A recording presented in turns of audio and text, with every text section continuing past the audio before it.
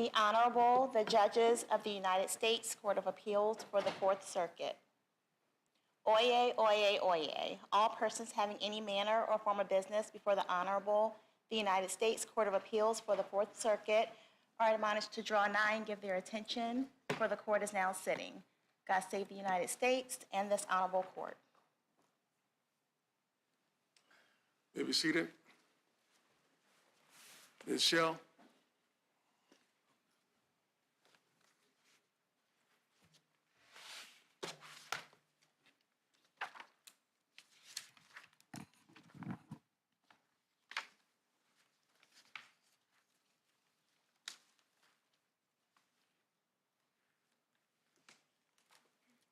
Good morning.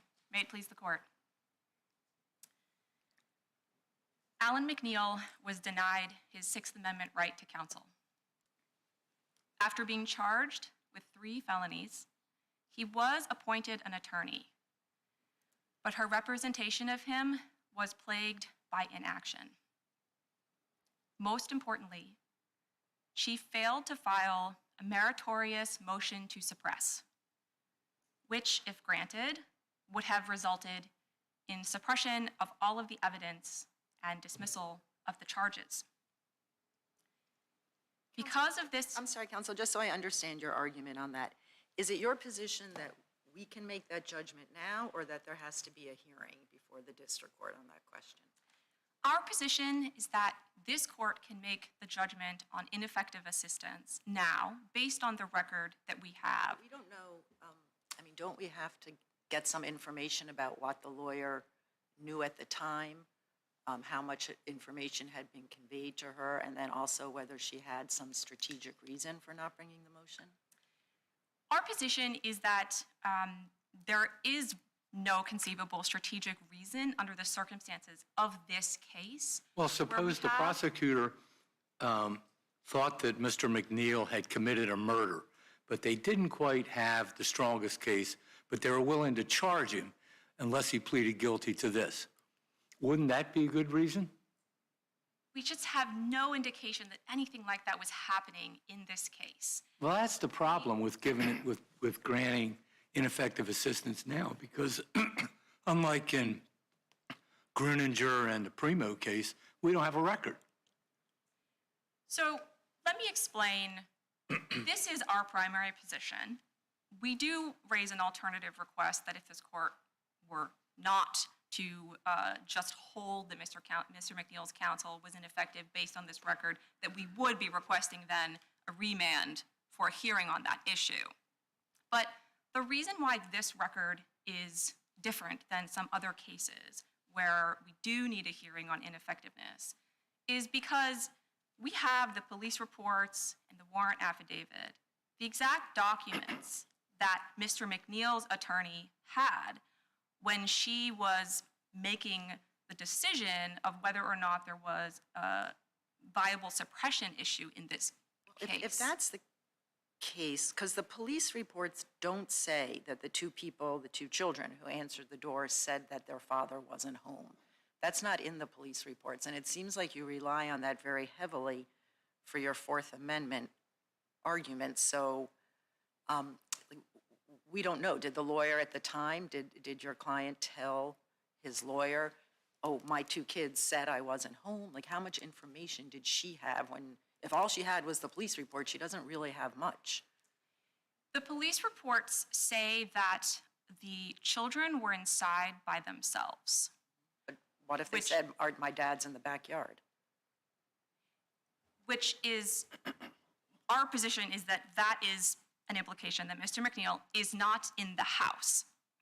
The police reports do not say anything about Mr. McNeil being present anywhere else on the property or any indication. So based on that record, which is what Mr. McNeil's counsel had before trial, it should have been clear to her that there was a meritorious suppression issue based on those police reports and the warrant affidavits.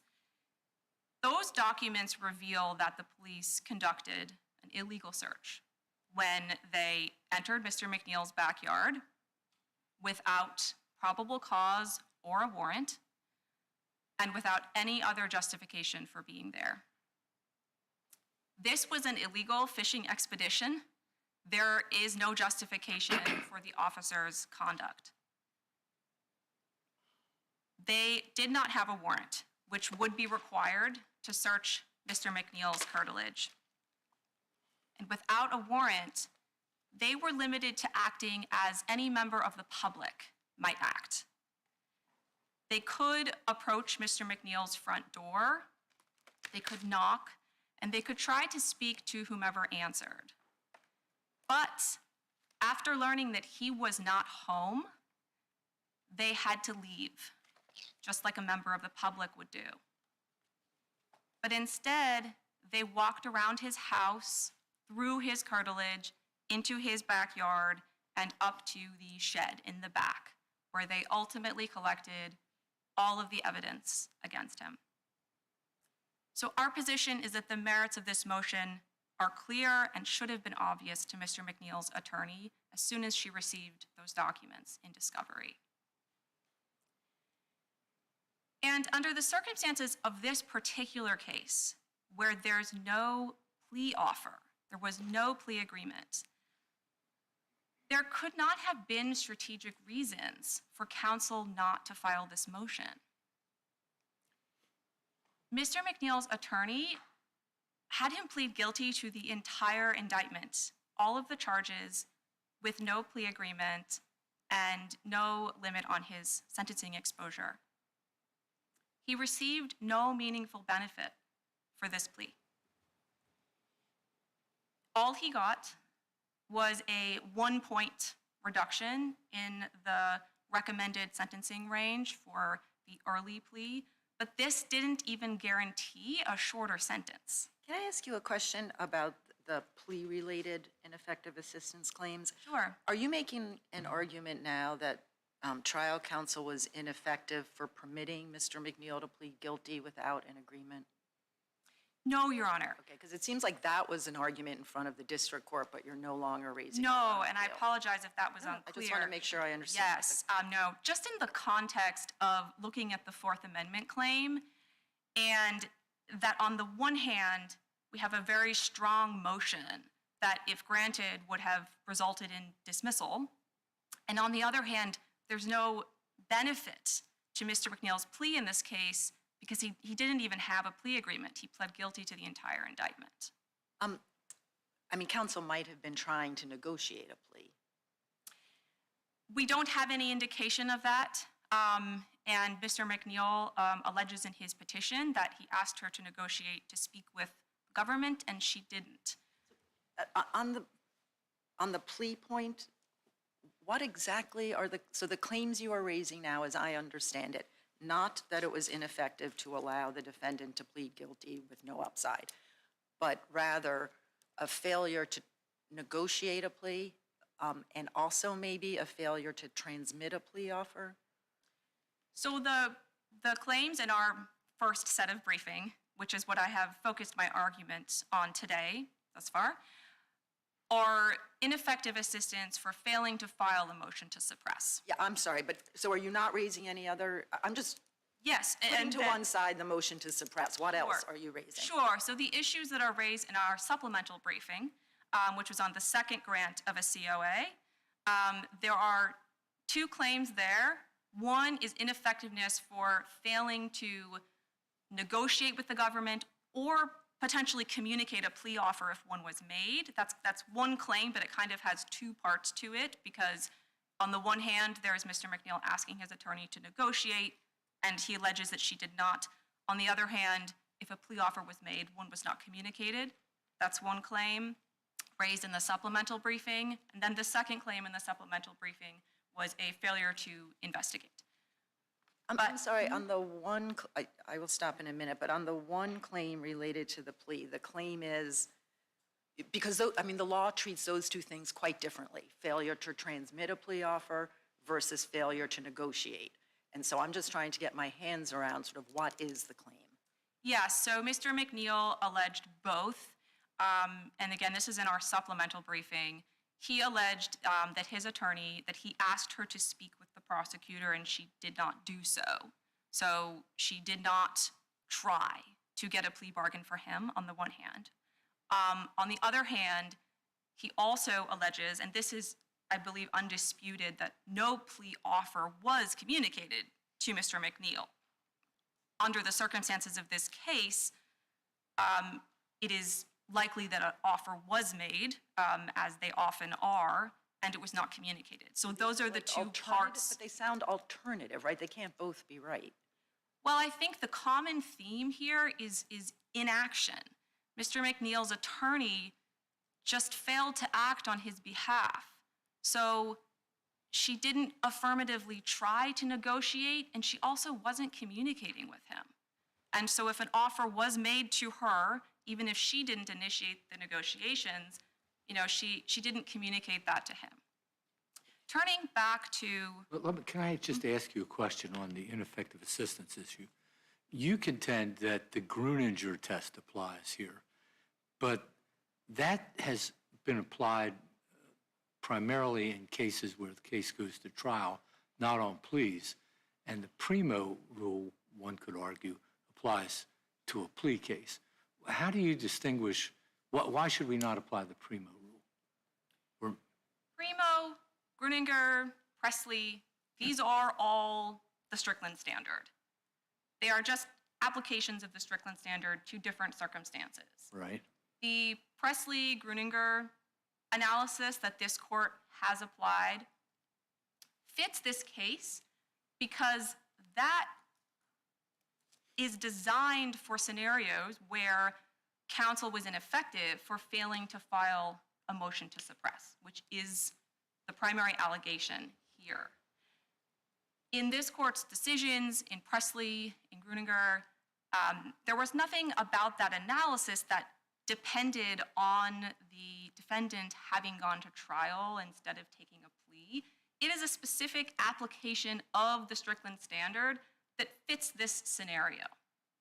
So we are asking this court to apply the Strickland standard and specifically to look to Presley for the first three elements, which are under deficient performance, whether the motion had some substance, and then if so, whether there were any strategic reasons for not raising it, and under the prejudice prong, to ask whether the motion was meritorious and likely would have been granted. And then the final piece of the prejudice analysis is the only part that can't come directly from Presley because that was a trial case. And that's the part of the analysis where we ask whether, but for the ineffectiveness, there's a reasonable probability that the defendant wouldn't have, in Presley, would not have been convicted. Here, we're asking this court to apply the guilty plea analysis, the Strickland analysis set forth in Hill, cases applying Hill, reasonable probability that Mr. McNeil would not have pled guilty to the entire indictment. Thank you. And on that point of prejudice, Mr. McNeil was prejudiced by his counsel's inaction because, as I mentioned, if the suppression motion had been litigated successfully, the charges would have been dismissed. All of the evidence against Mr. McNeil was gathered from that shed in the backyard, which means it was fruit of the officer's illegal entry into his curtilage without a warrant. Can I ask you a question? I'm back over on the plea-related Sure. claims of ineffective assistance. So I think you argue that the district court, to the extent the district court was applying a waiver analysis, and it actually looks to me like he was only applying the waiver analysis to the claim you are not raising here, the ineffective by virtue of allowing Mr. McNeil to plead guilty with no agreement. But to the extent the district court is applying a waiver analysis at all, you say the district court got it wrong because the district court thought these were sworn statements under oath, and in fact, they were not sworn statements. And I guess my question is, how much does that matter? Well, our position is there's just no conflict here between any sworn statements that Mr. McNeil made and any of the ineffective assistance claims that we are raising. Right, but if Mr. McNeil just said in court, but not under oath, I am satisfied with my counsel's performance, that would not, why would that not also be something we would look into in terms of whether this claim has been waived? I don't believe this court has ever held that an unsworn statement that conflicts with a allegation of ineffectiveness would meet that same standard. I also couldn't find any case where we said it wouldn't. And so I guess I'm just asking you, as I get maybe just as a Sure. common sense matter, why does it matter so much if he was under oath at that precise moment? Sure, because a statement under oath carries significantly more weight. The threat of perjury, for example. So our position is that wouldn't count, but also that in this case, we don't even have that. All we have is Mr. McNeil's silence in response to, a judge asking a group of people a series of questions with the preface, if anyone would like to answer, please raise your hand. It's very different from a one-on-one plea colloquy under oath where a person is being asked specific questions and making specific answers. How many people were in that group? I don't know, Your Honor. It's not reflected in the transcript. Unless the court has additional questions, I will reserve my rebuttal time. Thank you, Ms. Shell. Thank you. Mr. Casper.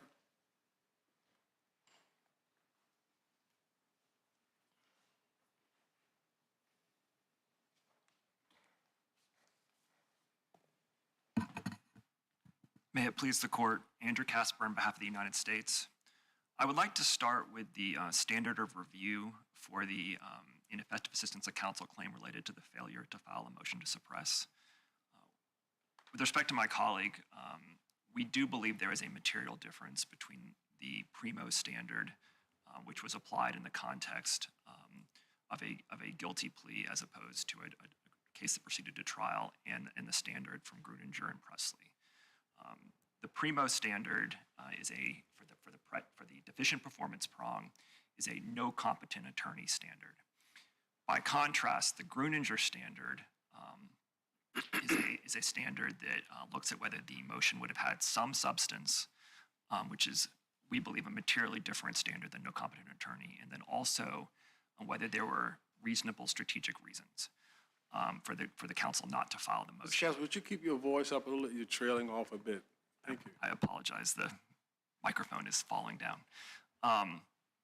So turning first to the some substance standard versus the no competent attorney standard. Can I ask you a question just before? I understand the point you're making, but it does seem like, I'm not sure bifurcating the two steps makes that much sense, because under Gruninger and Presley, you're also going to have to show this motion would have been granted.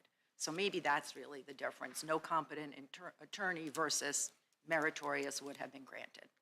Yes, so I would say one important point is that both the McMahon case, which we cite, and Kimmelman, which is a later case that Primo relies on, both say whether or not the motion would have been granted is not the determinative consideration for whether a counsel provided ineffective assistance for not filing a motion to suppress. Right, because sometimes there are strategic reasons, and yeah. So there's strategic reasons, and that's one reason, and I think, and we can talk about this, I'm happy to discuss it, there are many strategic reasons that one can conceive of from the record before this court, which I agree is not complete as to the counsel's reasoning. However, there are also, and Justice White points this out in his opinion in McMahon, there is uncertainty as to how motions will be ruled on, even if there's a correct apprehension of what the law is. So, in this way, I like We have to assume that the court would follow the law, don't we? Yes, Your Honor. Okay, all right. But so if you look at, and I don't want to confuse Gruninger with Presley, but one of them involved a Miranda issue, where it was whether the defendant invoked his right to counsel under Miranda. That's Gruninger. And he said, I need counsel. And there was very clear, sort of explicit precedent from Mosley, which said that is sufficient to invoke the right to counsel. It's kind of black letter law. And I'd compare that to the Scott case from the 11th Circuit, which we cite in our brief, which is it's a Terry stop case, and it's a reasonable suspicion issue where there's a totality of a circumstances analysis. And in that context, you can understand the underlying law that Terry requires a court to engage in, but looking at all the facts and how those will ultimately be adjudicated by a court, attorney could have a reasonable but incorrect analysis of what it ultimately will be here. And we would argue that in this context, whether they had authority to go beyond the front door when they were doing the search is more in that universe of uncertain legal questions that they could counsel could have understood the applicable law, but still not determined how a court would ultimately adjudicate it. So I just want to make sure I understand this standard of review issue. So Gruninger and Presley come after Primo. So, we have to follow Gruninger and Presley. And so your argument as well, but those were cases where people went to trial versus pleading guilty. And for the life of me, I cannot see why that would be a relevant difference when what you're considering is the deficient performance prong. The question is, did the attorney provide deficient, fall below reasonable professional standards? Was the performance deficient when the lawyer didn't file a motion to suppress? And that happens before there's either a trial or a plea agreement. So if we were talking about prejudice, I could see why, even your colleague recognized you have to make some tweaks to the standard, but why would the deficiency question, which occurs before probably you even know whether there's going to be a plea or a trial, why would that turn on what happens next? Because there's a universe, there's greater uncertainty. If you look at the Primo opinion itself, and this is on page 132 of the opinion, it says that there are certain differences between inadequate assistance of counsel claims in cases where there was a full trial on the merits and those like this one where a plea was entered. And the reasons include, one, if a defendant pleads guilty early, as was the case here. And I would note, the defendant just said he was allowed to plead guilty. He does not make any allegation about the specific advice provided to his counsel. It is, from our reading, consistent with his pleading to say counsel could have advised him not to plead guilty. But he may have chosen to plead guilty because he wanted to, convey to the community that he was not cooperating with the government. He might have wanted to forestall further investigation about issues his counsel were not aware of. And those are reasons that are consistent with pleading guilty and his counsel providing effective assistance that are still apparent from the record. Did you say a little while ago that we can infer from things that are in the record in this case what counsel's strategy was in this case? I think there are things, I think that we can't infer what the counsel's actual strategy was, but I think we can discern reasons why it would have been appropriate to advise an attorney. Tell me what that is, where it says that in the record. So, for example, the defendant was, the indictment only alleged 1 month of conduct related to drug dealing. If you read his statement that was given to the law enforcement officer as recorded in that statement, he had been dealing drugs for a unclear period of time, and further investigation by the government. Say they have a suppression motion hearing and his children are asked to testify and they're asked, how long has your dad been, dealing drugs from this backyard building? That could have opened him up to greater liability. There could have been other factual reasons, appearing before this judge. They might not have wanted the full universe of facts related to his misconduct to be in front of the judge that was ultimately going to handle his sentencing, when it would be instead a limited universe of facts in the PSR. Is there anything in the record from which we can infer either of those theories? Well, as I said, one, we have his own Mirandized statement, or his Mirandized statement as to the nature of his conduct. So you could... What about the second thing, that he's afraid of getting his kids to testify and so forth? We don't know.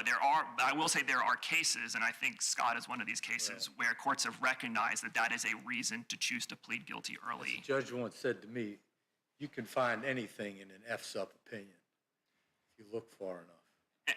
And that is also why I would say that we believe that there was a sufficient basis for the court to dismiss this petition without having any evidentiary development. And I would also note that he did not ask for evidentiary development related to the suppression issue. but also while we think that at a minimum, this court, if it is inclined to reverse the dismissal, it should be remanded to the district court for factual development. Counsel, I think sort of whatever standard we're operating under, like the main question, right, is would this have been a meritorious motion? And just exactly how meritorious it has to be, we can let's put that to one side for a minute. So is it your position that on the record as it now stands and accepting the truth of Mr. McNeil's sworn allegation that his children said he wasn't home, and then the police just went into the backyard anyway to poke around and see if they could find him, that's a frivolous Fourth Amendment claim? That's what the district court thought. So first of all, I just do want to say, and I understand your question, we do not agree that the issue before this court rises and falls with whether it was a meritorious motion. But, and I'm happy to talk about that further, but I do want to answer the question you ultimately We asked. probably all agree that if it's a frivolous motion, that if the district court was right, then there's no ineffective assistance claim. So why don't we approach it that way? Okay, and so I would also say that we don't believe that it has to be frivolous for. I'm just asking for the government's position. Does the government agree with the district court that this would have been a frivolous motion to suppress? The government does not believe it would have been frivolous, no. However, the government also believes that there could be reasonable strategic reasons why it was not filed. And the government also believes that a competent attorney could have believed that a motion would have failed. So I feel like a competent attorney would have said there's clear precedent in the Fourth Circuit under Covey and cases like that, that the police can bypass the front door altogether if there's some reason to believe, skip the front door because the guy is over in the driveway. That's one of our cases. Or there's a big sign that says we're around back. That's another case. But short of that, it does not say you can try the front door first, and then if you're told that the person isn't home, feel free, if you've still got questions, to enter the curtilage, invade this person's privacy, and see maybe if you can find him in the backyard. I can't find any support for that. So I think we agree with you that the standard is there has to be reason to believe that you are going to find the primary occupant. I feel like there's two levels of questions here, because I can't find anything that says you can try the door first, and if you're not lucky at the door, then we'll talk about reason to believe. I don't feel like you get two bites of the apple under our precedent. Our precedent says you can skip the front door, not you can go to the front door, get told someone's not home, and then we'll talk about reason to believe. So I'm trying to look at my notes about our Fourth Circuit cases versus other circuits cases, because I do recall cases from other circuits where. Yes, other circuits, I agree, but I think we would do the analysis of the merits of the hypothetical suppression motion under, I think, under Fourth Circuit law. I would agree, though I also don't know that the Fourth Circuit has said that it's foreclosed that somebody could answer the door, because you could envision a situation where somebody answers the door and says, this person's not in the house, but there's also very other clear evidence that that person is somewhere else on the property. And why did you go to the front door? There could, I think it's a good step for law enforcement to first approach the front door. I feel like the whole point of this, I'll let this go in a minute, but the whole point of Jardines, I don't know how to pronounce it, is that we treat the police officer like any ordinary social visitor. And I sort of feel like if a social visitor comes to my house and my kids answer the door and say she's not home, I would be really surprised if that person then went around into the backyard to look for me. Well, I think that in this context, there was reason for the officers to believe that an adult was at the home. And maybe, and we point this out, is that, it didn't have to just be the defendant. It could have been the defendant's wife was home. And so they could say, well, the defendant is not home, but they could still believe that an adult is there. We have facts in the record which would have led a reasonable officer to believe that an adult was home. Why? I mean, I'm sorry, what facts? So I would say first, there was, within 30 minutes of knocking on the front door, there's a traffic stop that occurred that, and the officer said was indicative, that provided information that was indicative of a drug transaction occurring at the house. They had seen somebody coming from, going to the house at that time and then leaving, and then they had. They didn't even see what happened at the front door, right? For all we know, the two kids answered the door and said, yeah, he's not home. Yeah, but we also know that in his PSR, petitioner did not dispute. He accepted all aspects of the PSR that the marijuana had just been purchased at the home. And if that marijuana was purchased at the home, presumably it was from an adult. You mean he didn't object to it? He did not object to it, no. But he was given an opportunity expressly to object to the PSR and did not object to it. And also, there was in the police report from Mr. Robinson on page 119 of the JA, the officer who went and knocked on the door had been advised that the traffic stop had been conducted and that marijuana had been purchased at the residence. So they believed that, which would give them reason to believe that there was an adult there. Additionally, there were juveniles found in the home. We don't know how old the ones were that answered the door. We know of 3 kids from the PSR. One is in ages 14 to 15. But Mr. Jasper, all those things you're talking about, it doesn't extend the police officer's right to do a knock and inquire. You're just saying, well, there are other reasons that, no, it still is the same thing. You don't have a warrant. You can have all kinds of suspicion. But if that's all you're going on, then you have to say, hello, you're here, I'd like to talk to you. And they stay in the house and say, or say through the door, I'm here, but I do not want to speak to you. What do you think the police officer have to do then? Even though all the suspicions you talked about, what does the police officer have to do then? I think that when it is children who answer the door, it is reasonable for them to try to find the adult occupant of the home. Why? Why do they have to find anybody? That's their home, and they said, not here. In the story, it's not an interrogation. It's a knock and inquire. You know, like, I want to speak to somebody. They said they're not here. They have to leave, don't they? I think that don't they have to leave by our jurisprudence? I don't think our jurisprudence has dealt with this particular factual scenario where it was. How long did they get to stay? For 2 hours, 5, 12? How many hours? And I would say this is a thing that separates this from other cases. In one of the cases from our circuit, in addition to sort of going to a building in the back, they did searches in between where they looked between fences. It was at night, et cetera. Here, there's no evidence in the record that they did anything but go to another building on the property and knock on the door of that building. And that building also had what appears to be exterior things which indicated this was a living space or space used by people, which is there's an air conditioning unit, there's surveillance cameras. Is that I thought the police report said they called it a shed, no? But there's also in the defendant said during his Mirandized interview that there was electricity to it. The PSR, which again the defendant accepted, described it as a. Police don't say they saw any of that. They don't. The police reports do not say we thought that was an apartment, right? They say they thought it was a shed. Yes, but I think the important point on this is that if there had been a suppression hearing, all of this additional evidence that might have come into play after the fact, which the police report don't necessarily recite everything, but they could have testified at that hearing. That evidence could have come forward in a suppression hearing. Did your brief say? Do you think there's a dispute of fact about what the children said at the front door? I think we don't. All we know from the police officers' reports is that no one was there. No one was there. We don't know what they actually said. Yeah, and that's how we read the. Can you tell me how this Rule 11 colloquy worked down there? They line them all up and ask them as a group a bunch of questions? Yes, so the way the colloquy worked in this case, and it's not always exactly the same way, but the way it worked in this case, and it does happen in other cases as well, is they have several defendants that are brought in, and there's a certain universe of questions that are asked to the defendants as a group.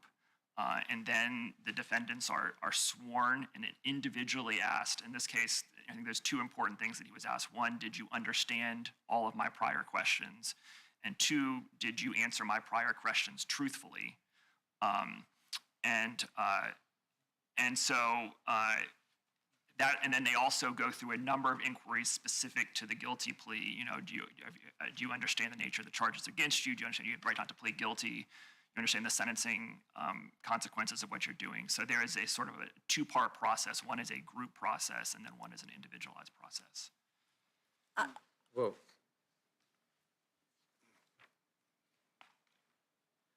On the colloquy and the waiver by colloquy, as I understand your brief, and I want you to correct me if I'm wrong, your argument for why there should not be an evidentiary hearing on the claim that that counsel sort of refused to negotiate a plea agreement is that that was waived, not exactly under oath, but it's like kind of the transitive property. When he says under oath, I understood your questions and I answered properly, that was a waiver of that claim. Yes. Okay, can I just, I have two follow-up questions. One is, why then, in your view, didn't it waive the Fourth Amendment suppression motion in effective assistance claim? I don't understand. So we did argue that as well. You argue that the Fourth Amendment suppression motion is waived also. So we had, in a portion of our brief related to the Fourth Amendment, I think the last paragraph of our section Okay, so is you cites to think this is LeMaster. all waived. Okay, and then my other question is, as I read the district court's opinion, the district court thinks that what was waived was an allegation that the lawyer was ineffective in allowing Mr. McNeil to plead guilty without a plea agreement. That's what the district court says was waived. And putting to one side this whole sworn versus unsworn thing, like I can see why that makes sense. Like you know that at the time you're standing up there, you're taking a plea without an agreement. So if at that moment you don't think your counsel did anything wrong, I get that. But that's not what the district court says about the failure to negotiate a plea. And that seems to me it would be sort of different because you might get information about that after the colloquy. My time has expired. May I answer your question? Yes, you may. And I think one really important point in the actual 2255 itself and his supporting memorandum is that he doesn't actually allege anything related to any of his issues that he has learned since he pled guilty that is new. And that's an important distinction, I think, with Paylor and with other cases, is that all the information that he has alleged, from what we can tell on the record before us, is something that he would have known before he pled guilty. And we do believe— I agree that the record before us is very sparse, but I guess I'm thinking, since we really can't tell, and since the district court didn't rely on that, so you want us to affirm the no hearing on failure to negotiate a plea for a reason different than the district court gave us and just rely on waiver for that? Yeah, I think, we think there's no reason even for remand for evidentiary hearing for that, because his, the sort of factual allegations underlying that there was a complete breakdown in attorney-client communications prior to pleading guilty are just contrary to his statements at his Rule 11 hearing, which he was asked a number of different questions which would speak to that issue, and in none of those answers did he give any indication that he was unhappy with his counsel. Well, but the question was, did you hear me and understand me when I described all the rights you have? Yes. Did you hear and understand all the other questions I asked the defendants as a group? Yes. Well, and on JA— That's what he says. Your Honor, on JA 53, later on in the colloquy, he was asked whether he answered all of his questions. He answered all of my questions truthfully here today, and he said yes as well. Well, yeah, but he didn't ever say under oath that the things that he said when they were looking at them as a group, when he was talking to them as a group. So he did, but he was asked a question as a group, and he did not raise his hand when asked that question about his satisfaction with his counsel. So this whole thing relies on a failure to raise a hand in response to a group question when someone wasn't under oath. That's the waiver. I think that, and then his other statements where, he was asked during his individualized colloquy about his understanding of the sentencing process. He was, so there was other opportunities. He never says the words, I am satisfied with my lawyer's performance. He is not out of his mouth saying, I'm satisfied with my lawyer's attorney. Or out of anyone's mouth. Well, we would say that when the judge asked that question, doesn't raise his hand, he's asked whether he understood the prior questions, and then he says he answered truthfully to prior questions, that would be his adoption of that statement. Thank you all. Thank you, Mr. Casper. Michelle, you have time reserved. Thank you. 2 points, Your Honors. On the merits of the suppression issue, the law is absolutely clear from the Supreme Court and from this court that the police were limited to sticking within areas where a member of the public would go. And in this case, there was no reason to think that Mr. McNeil or any other adult was home. They did not see what happened at the front door before they got there. And I just want to clarify that the police report does not say that the marijuana that was found on the vehicle passenger was purchased at Mr. McNeil's house. It also does not say when or where it was purchased at all. And the second point, just to touch very briefly back sort of on the initial questions from Your Honors about the need for a hearing on ineffectiveness in this case. Again, our position is that this record is clear enough to show ineffectiveness under the Strickland standard. And there are several recent cases where this court has made that finding itself based on the record, even when there was no hearing at the district court. This was the case in McKinney in 2013, Carthorne in 2017, Gruninger 2016, Mooney in 2007. Those cases are cited in the briefs. But alternatively, of course, we would be requesting a remand for a hearing on the issue of ineffectiveness. Do you have a time situation in this case, a reason to expedite? If, for example, that was the remedy? Mr. McNeil has served quite a lot of his 9.5-year sentence, and our position is that, but for his attorney's ineffectiveness, he wouldn't have served any of that time. So time is of the essence. All right. Unless the court has any additional questions. We don't. Thank you so much. Thank you. We'll come down, greet counsel, and proceed to our next case.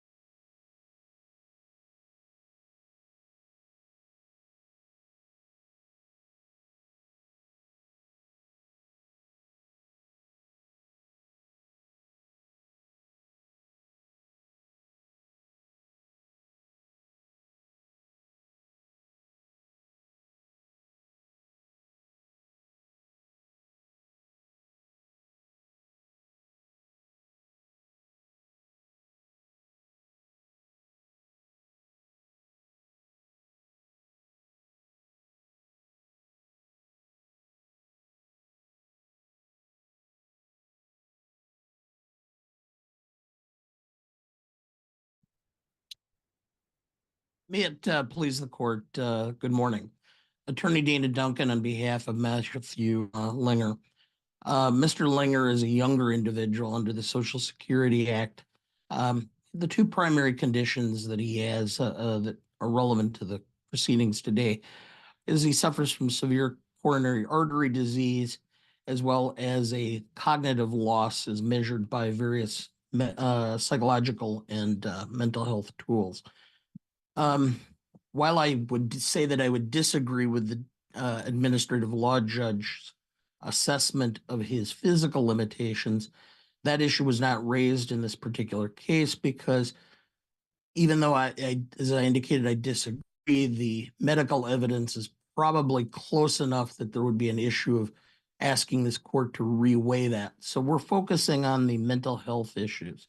In this particular case, we have, and what I'm going to do, the brief I had, the first issue I'm going to address was actually second in the brief.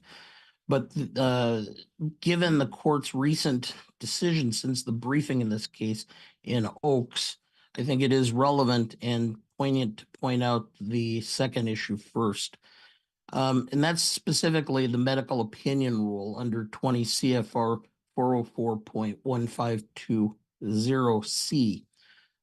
In this particular case, we have multiple medical opinions that outline everything from cognitive evaluations, IQ tests, and the administrative law judge found all of the medical opinions on mental health unpersuasive.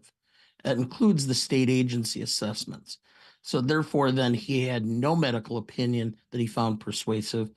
And that led to the second issue, which is whether there's support in the record for his residual functional capacity assessment. Now, I start with Oaks simply because since this was decided, the court issued its decision last year. Oaks is Oaks versus Kijikazi at 74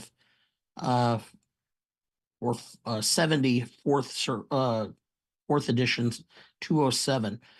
The court in that case noted that supportability is the degree to which a provider supports their opinion with relevant objective medical evidence and explanation. And then the second part is consistency, is the degree which a provider's opinion is consistent with the other evidence. Now, the first part of this is supportability is explanation. And as this court noted in Oaks, there was not any evidence or outline of the evidence on objective medical support for whether or not Mr. Oaks needed an ambulatory device. The second part of that is the consistency factor. And in Oaks, the court noted that there were multiple medical providers who all indicated about the same thing as far as the degree that Mr. Oaks had back issues that may have required an ambulatory device. Both points are noted in this particular case. As I indicated, we have multiple medical medical opinions. Joyce Ware Brown from November of 2001 did an evaluation. Larry Legg, May of 2019. Psychologist Rod McAuliffe in 2020, and Tony Gowdy in 2020. There were third-party reports. The plaintiffs or the appellant's mother, Sarah Beth Bunting, family friend, Dr. Daryl Keener, Mr. Bush, a professor of education, and Barbara Spower, a former teacher of Mr. Linger. The judge's opinion, and I'll start with Dr. Gowdy, since that's demonstrative of everything wrong with the ALJ's flawed findings. He started by making the finding, Dr. Gowdy's opinions are not fully consistent with the totality of the record. He never addressed the supportability. We have Dr. Gowdy indicating in his report that he reviewed the medical evidence. He reviewed this psychoeducational evaluation of Joyce Brown. He reviewed Dr. Legg's opinion. He reviewed the extensive testing of Mr. McAuliffe and the letters from Mr. Bush and Mr. Keener.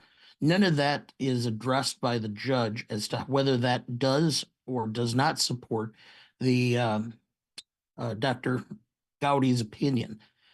The ALJ never evaluated his mental status exam that Dr. Gowdy had performed that day. A medical status examination by many courts has been held to be an objective test. We're talking about mental health. It's not a situation where you're going to be able to just put a cup on an individual's arm and tell what exactly their mental health status is at that particular time. The ALJ never assessed the supportability of the opinion vis-a-vis the repeatable battery for assessment of neuropsychological status. This is an evaluation that's done. It's available and can be purchased through various agencies. It is used within the mental health field to determine. In that evaluation, for example, he found that Mr. Linger had a significant reduction in attention. It was 0.1. He had delayed memory, less than 0.1. total scale was less than 0.1, and his immediate memory was less than 0.1.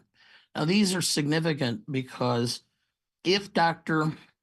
Gowdy's opinion had been adopted, he would have met listing 12.05 at step 3 of the sequential process. That's a finding of disability as a matter of law. Regardless of that failure, the judge still would have had to look at Dr. Gowdy's opinion and assess it for what limitations were properly associated with it. In particular, when we're talking about what his findings were, marked limitations in concentration, persistence, and pace, marked limitations in understanding, remembering, carrying out instructions, we're talking about an individual that's probably going to require special supervision. So even at a sedentary level, that level of special supervision that's going to be needed, he's going to have to be redirected. He's going to have things re-explained. None of that has been addressed by the judge in this decision. Now, the judge makes findings. For example, he says, well, he was able to maintain employment as a laborer in spite of the mental health issues. Well, that finding fails to explain what all the medical opinions in this case show, which is that he specifically had a decline in his cognitive functioning about the time his heart surgery was done. The fact that he worked before has no bearing necessarily on that, and there's no rebuttable or no evidence to rebut that his condition had worsened. Now, you also talk about the fact that he's claiming that there was a relationship on subjective statements from Mr. Linger. Well, of course, there's subjective statements. It's a mental health case. Again,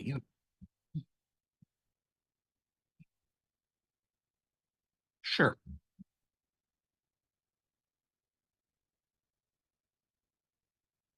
Yep.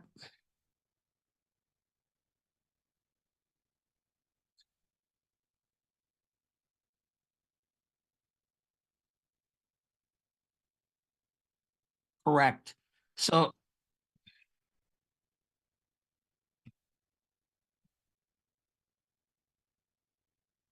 yes.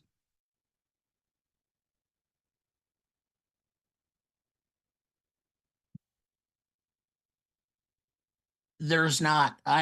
You can either do it one of two ways. Either the judge completely ignored them, which means that that issue is waived in the decision. Since waiver applies to the claimant, if the judge doesn't address it, it should be considered waived. Or he just implied that by finding the state agency assessments in that paragraph, both physical and mental, to be unpersuasive.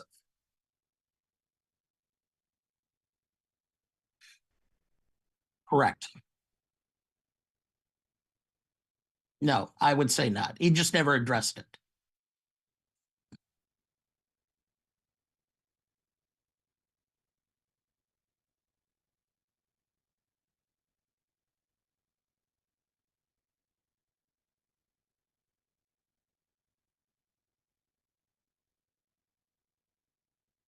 Well, yes, except that neither doctor ever had an opportunity to review any of the reports or medical evidence assessed by Dr. Gowdy or by Mr. Legg or by Dr. McAuliffe. So it's limited as to how much assessment or knowledge they had of the entire record, since a lot of it was developed after the state agency's assessment reconsideration. So it's a big gap in this record. Ultimately, though, the problem comes in is even if you do that, where's the assessment of showing that their opinions are consistent or inconsistent with the findings from any of these other medical opinions? Ultimately, in Oakes, the court said that you have to assess the consistency of the medical opinions. There's no attempt to assess the consistency of the state agency doctors against any of the other medical opinions in this record. And that's what the regulation points out specifically. I mean, I can look at the Federal Registry, which was the assessment of this particular regulation, and it talks specifically about needing to articulate the grounds when you're making these assessments. And I believe I cited the Federal Registry in my brief, but, it's not here.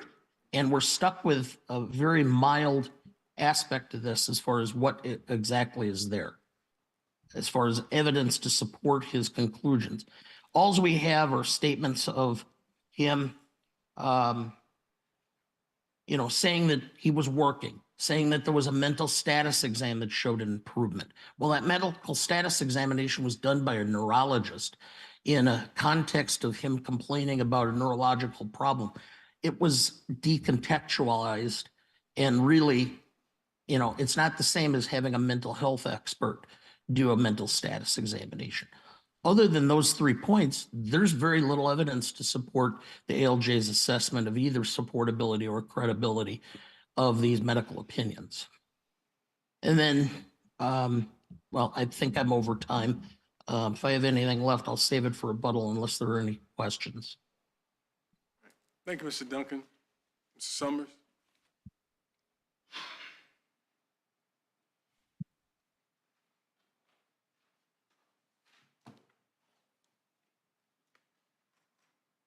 Thank you, Your Honors. May it please the Court. My name is David Summers. I'm a Special Assistant United States Attorney appearing on behalf of the Commissioner of Social Security.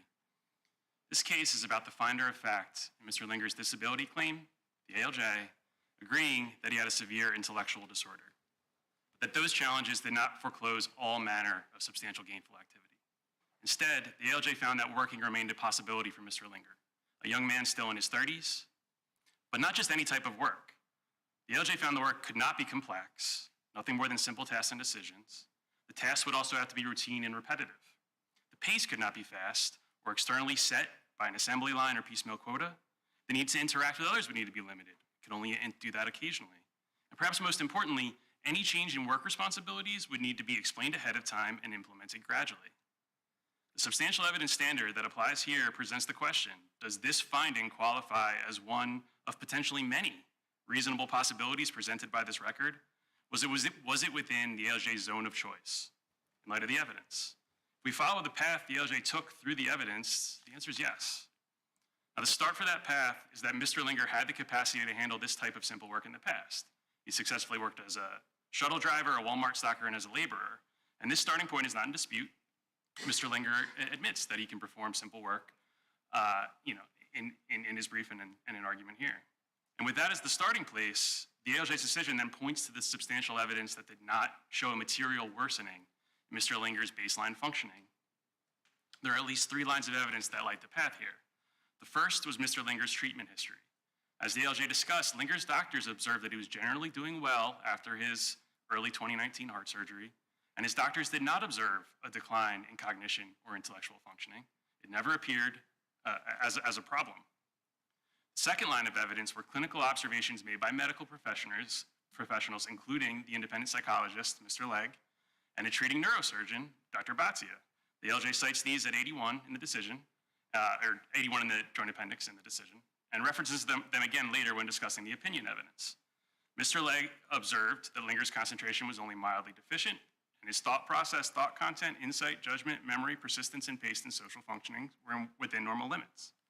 Dr. Batia similarly did a neurosurgical evaluation that showed normal fund of knowledge, orientation, memory, attention span, and concentration. And the record has other examples too. Dr. Saba, Mr. Linger's cardiologist, noted a negative finding in terms of memory loss and forgetfulness at 443 of the transcript, or of the joint appendix, excuse me.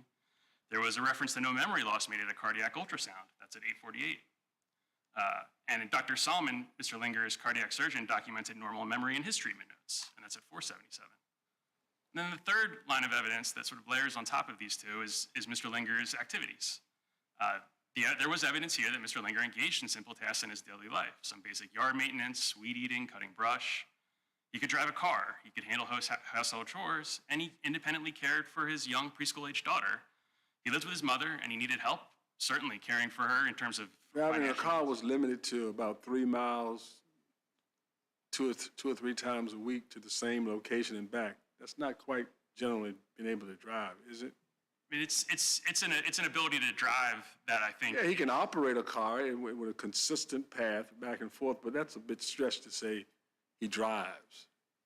in this record. Is that right? I mean, there are other cars on the road. You're driving. You're getting in the car. You're driving. I mean, Mr. Linger's mother says that she leaves Mr. Linger home with his daughter, and he can drive her. You know, is it 388 of the record where she's explaining, you know, that he needs help, certainly, of course, and the ALJ's findings reflect that. You know, this is a very limited, narrow range of simple work that largely isn't disagreeing with what Mr. Linger said he struggled with.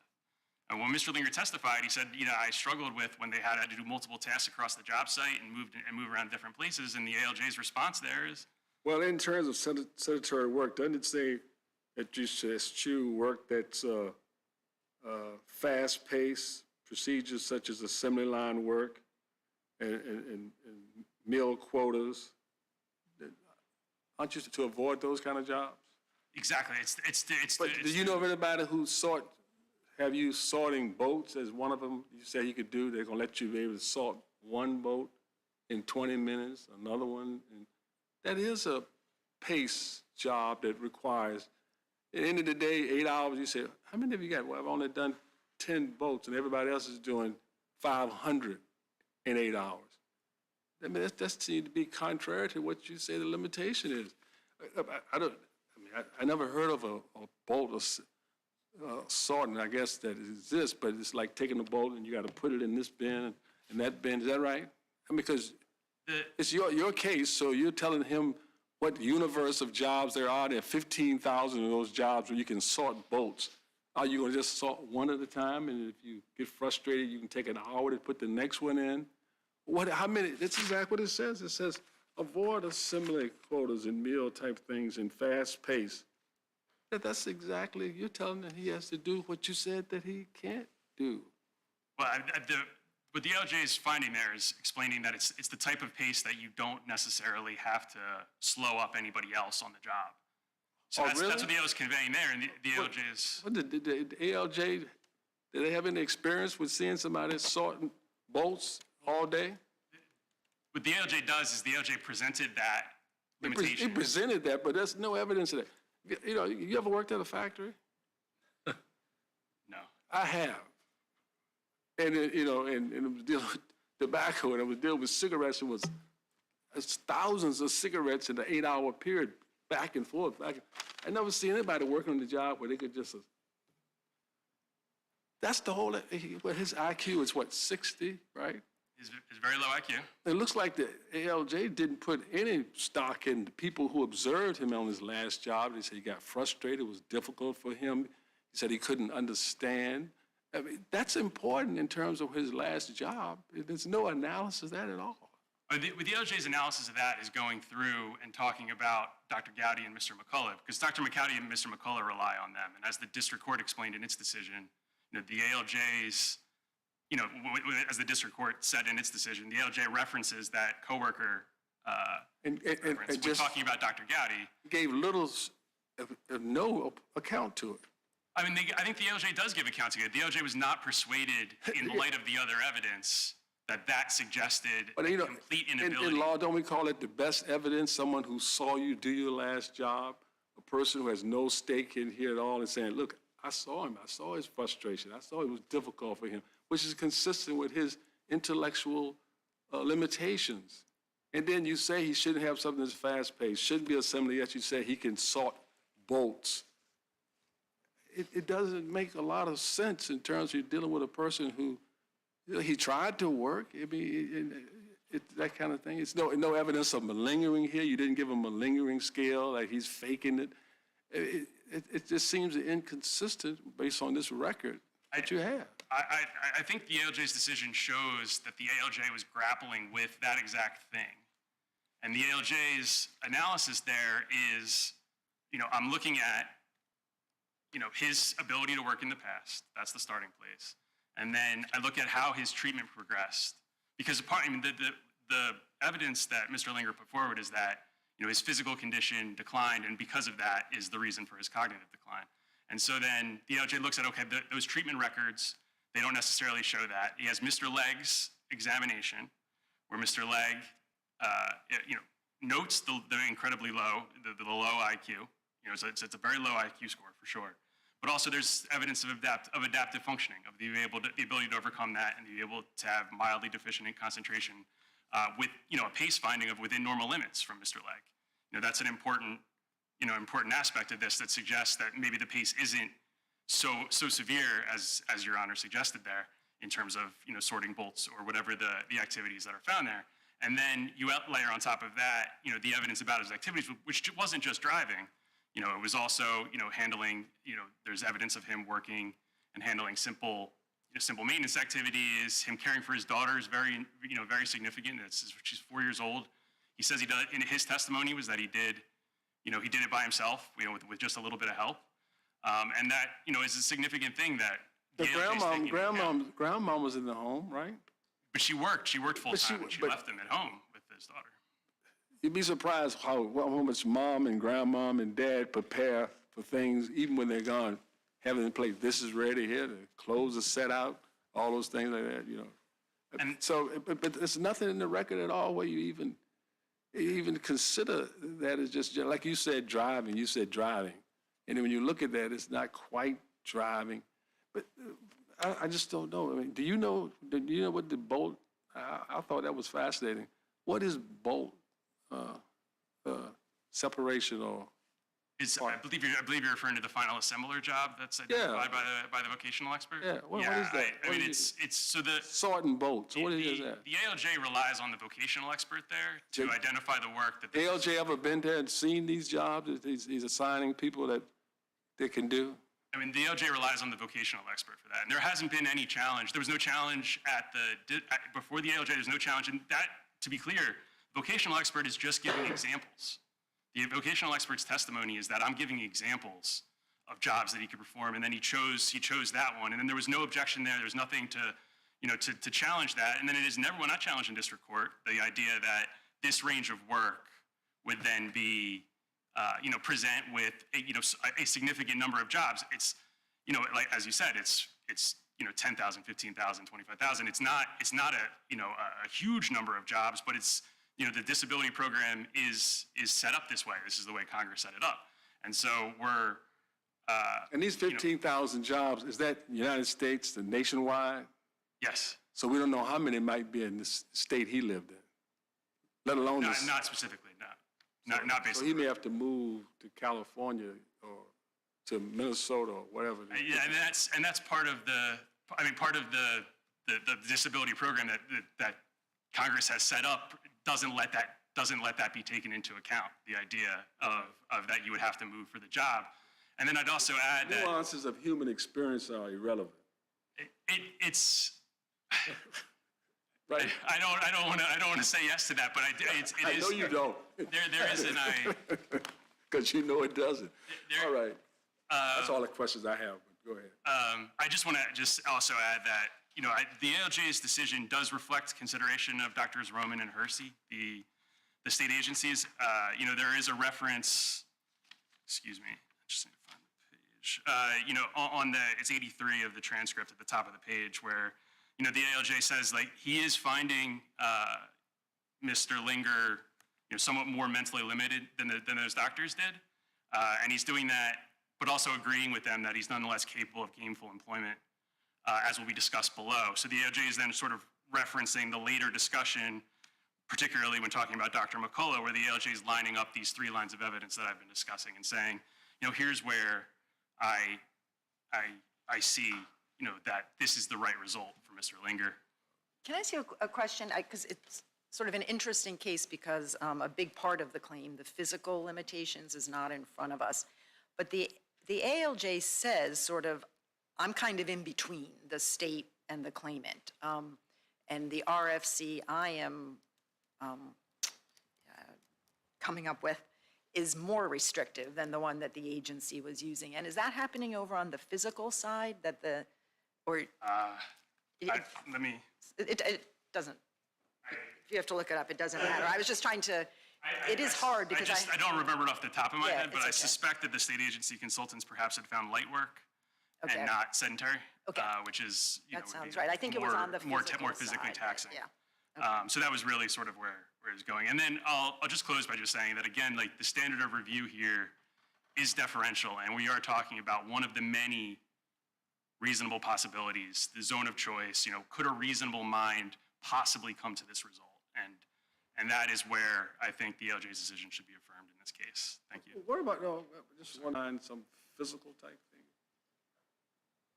In terms of Dr. Gowdy's, Yeah, like and Dr. Gowdy, there is a reference at the end of the AL. That was the justification for not finding them persuasive, was that it relied more on subjective evidence to support their conclusions. Yeah, subjective collision statements. And there's a reference to... Wouldn't you expect, for example, if someone saw a psychiatrist for 10 years, and that you might find over 10 years they've never said about anything about whether or not they could lift 10 pounds or not?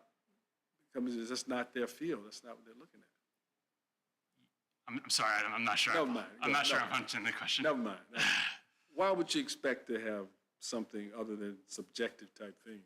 Well, I mean, Dr. Gowdy particularly, and as my colleague on the other side said, like in this scenario where we're talking about intellectual functioning, there is going to be some objective presentation there, and so the ALJ is first focused on that, but also Dr. Gowdy's one of Dr. Gowdy's main statements is that he told me that has this decline, and that Dr. Gowdy doesn't have he doesn't have the treatment records, so he's not given those. So he doesn't see those, so he doesn't know sort of all of the ins and outs of how that treatment progression worked.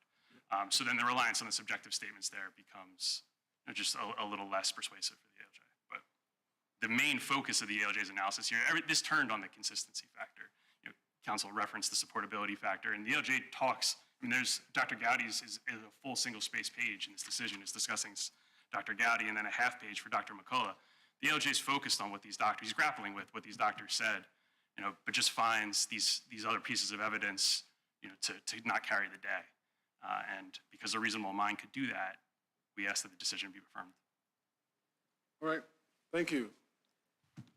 Mr. Duncan, you have some time reserved. Thank you, Your Honor. Let me start by saying Dr. Gowdy didn't review the medical evidence.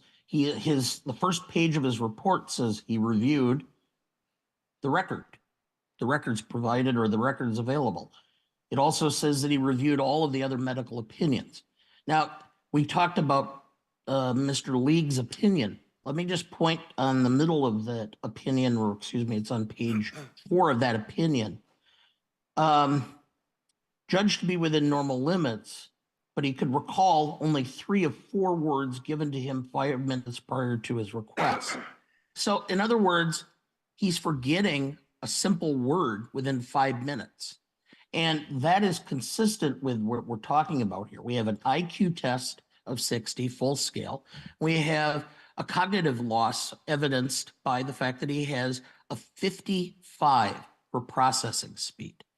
And we have a judge who tries to say, well, he's only limited to simple work involving no fast-paced production, with no definition of what is fast-paced production, no idea of exactly how the judge says no fast-paced production applies to this particular case, to Mr. Linger, or to any of the findings of his medical opinions. Judge, I would go back again to Oakes, which this court passed, and which is really probably the only major opinion on the new evidence standard. I mean, we used to have a lot more availability because we relied on treating source statements. The new evidence standard is supposed to address modern techniques. What it's doing in essence is giving judges more authority, and without having oversight and require them to actually show that they considered all of the relevant evidence and explained why specifically that evidence does not support a medical opinion. Runs counter to what the administration said or what the agency said in the Federal Registry as far as what the responsibilities of an ALJ are, and prevents the court from doing any oversight, because otherwise ALJs are given very wide discretion. And in fact, ALJs are so familiar with how to frame hypothetical questions that it can give the illusion that they're addressing all of the claimant's limitations when they know what the answer is going to be from the vocational expert. We simply do not have any support for that, and we have large, vast amounts of evidence. All of the psychological testing, none of that was assessed by the ALJ in this particular case to determine whether or not it supported Mr. McAuliffe or Mr. Gowdy's opinions. So we're kind of left with, well, it's not supported because he could work. But what did he do for work? When you look at the testimony or statements, he sat around all day. He drove his daughter. He occasionally got up and made some food once in a while. It's very minimal amount, and there's nothing in there that indicates those activities would equate to full-time sustained work.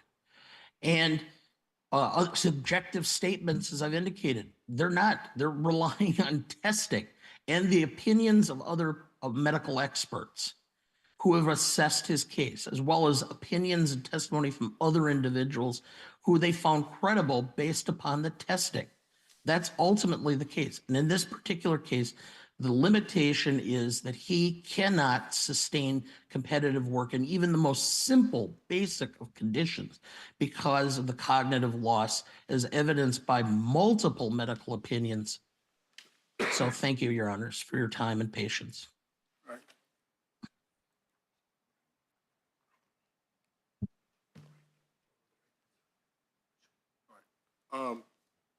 We're going to come down Greek Council and then take a brief recess. And Mr. Duncan, we're sorry we can't give you a real handshake, but know that virtually it is just as powerful and real. We'll come down. I appreciate that, Your Honors, and I hope everyone has a great rest of their day. Thank you. This honorable court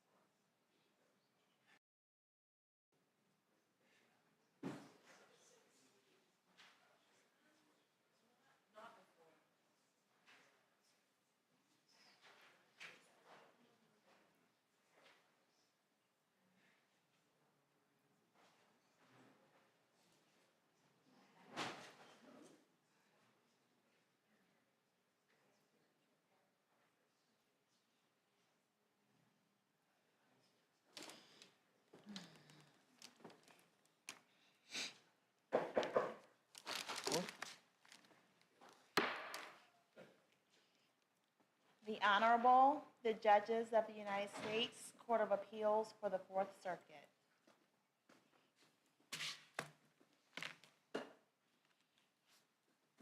You may be seated. Let's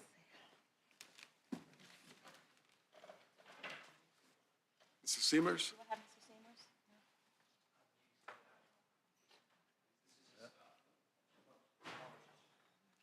Seamers? That's off guard. In the Fourth Circuit, when we say brief, we really mean brief. I know a lot of times when you're trying cases, a 10-minute recess is 30 minutes. No problem, no worries. Ready? Go ahead. Thank you, Your Honor, and may it please the court. Alex Seamers on behalf of Davina Ricketts. This case is about a school district standing idly by while Davina was racially harassed by her peers. She was called an angry black girl after she alleged discrimination when she and other African American students had been excluded from their student council ballot. And right after all this unfolded, the school authorized a newspaper with articles targeting Davina and full of racially insensitive jokes. But The newspaper is just about as juvenile an effort as you can imagine. It makes fun of everything. Sure, Your Honor. I mean, I think that the newspaper is certainly part of the whole picture for the severe and pervasive harassment here. If you read about it in your brief, it sounds like it's a paper that's focused on her, but in fact, it's makes fun of President Trump and just about everybody else. Sure, it's passed off as an April Fool's joke, Your Honor, but this is right at the same time that all of this student council election is unfolding. I mean, it's dated April 2016. The initial election here was March 7th, and the re-election was March 24th. But this was a monthly student newspaper, and so the articles were certainly being written right as all of this unfolded. The student council election is referenced in multiple places, and I think that there are articles that certainly that target Davina. I also think that, you know, you mentioned it makes fun of everyone and it's just jokes, but it can't be the case that a harasser can make a joke and then say, hey, don't be offended, I'm just joking. That can't be right. And so, you know, we think that the newspaper certainly informs this court about what the sort of culture was at the school, and that it contributes to an environment where these sort of racial jokes were acceptable. And I think that's pretty evident on just about every page of the student newspaper. I mean, on the first page, you have a statement about they take our whites. On the second page, you have a statement about calling people illegals and lowlifes. On the third page, you have, you know, the BET Awards being the real culprits of discrimination here, and questioning the sanity and sobriety of people who are making claims about discrimination, who are alleging discrimination, which is exactly what Davina did here. Can I ask you a question? I'm thinking about sort of the notice and then the response elements of a student-on-student harassment claim. Was there, did the plaintiff or your client complain about the newspaper? That's not alleged, is it, in the complaint that there was a specific complaint about the newspaper to a There's school no administrator? allegation that there was a specific complaint about the newspaper, but I think the key inquiry for actual notice is whether the school knew that the newspaper existed Well, they and know that the it published it. newspaper And- exists, but I do wonder whether for something, like why any school still allows students to put out a satirical newspaper is a mystery to me.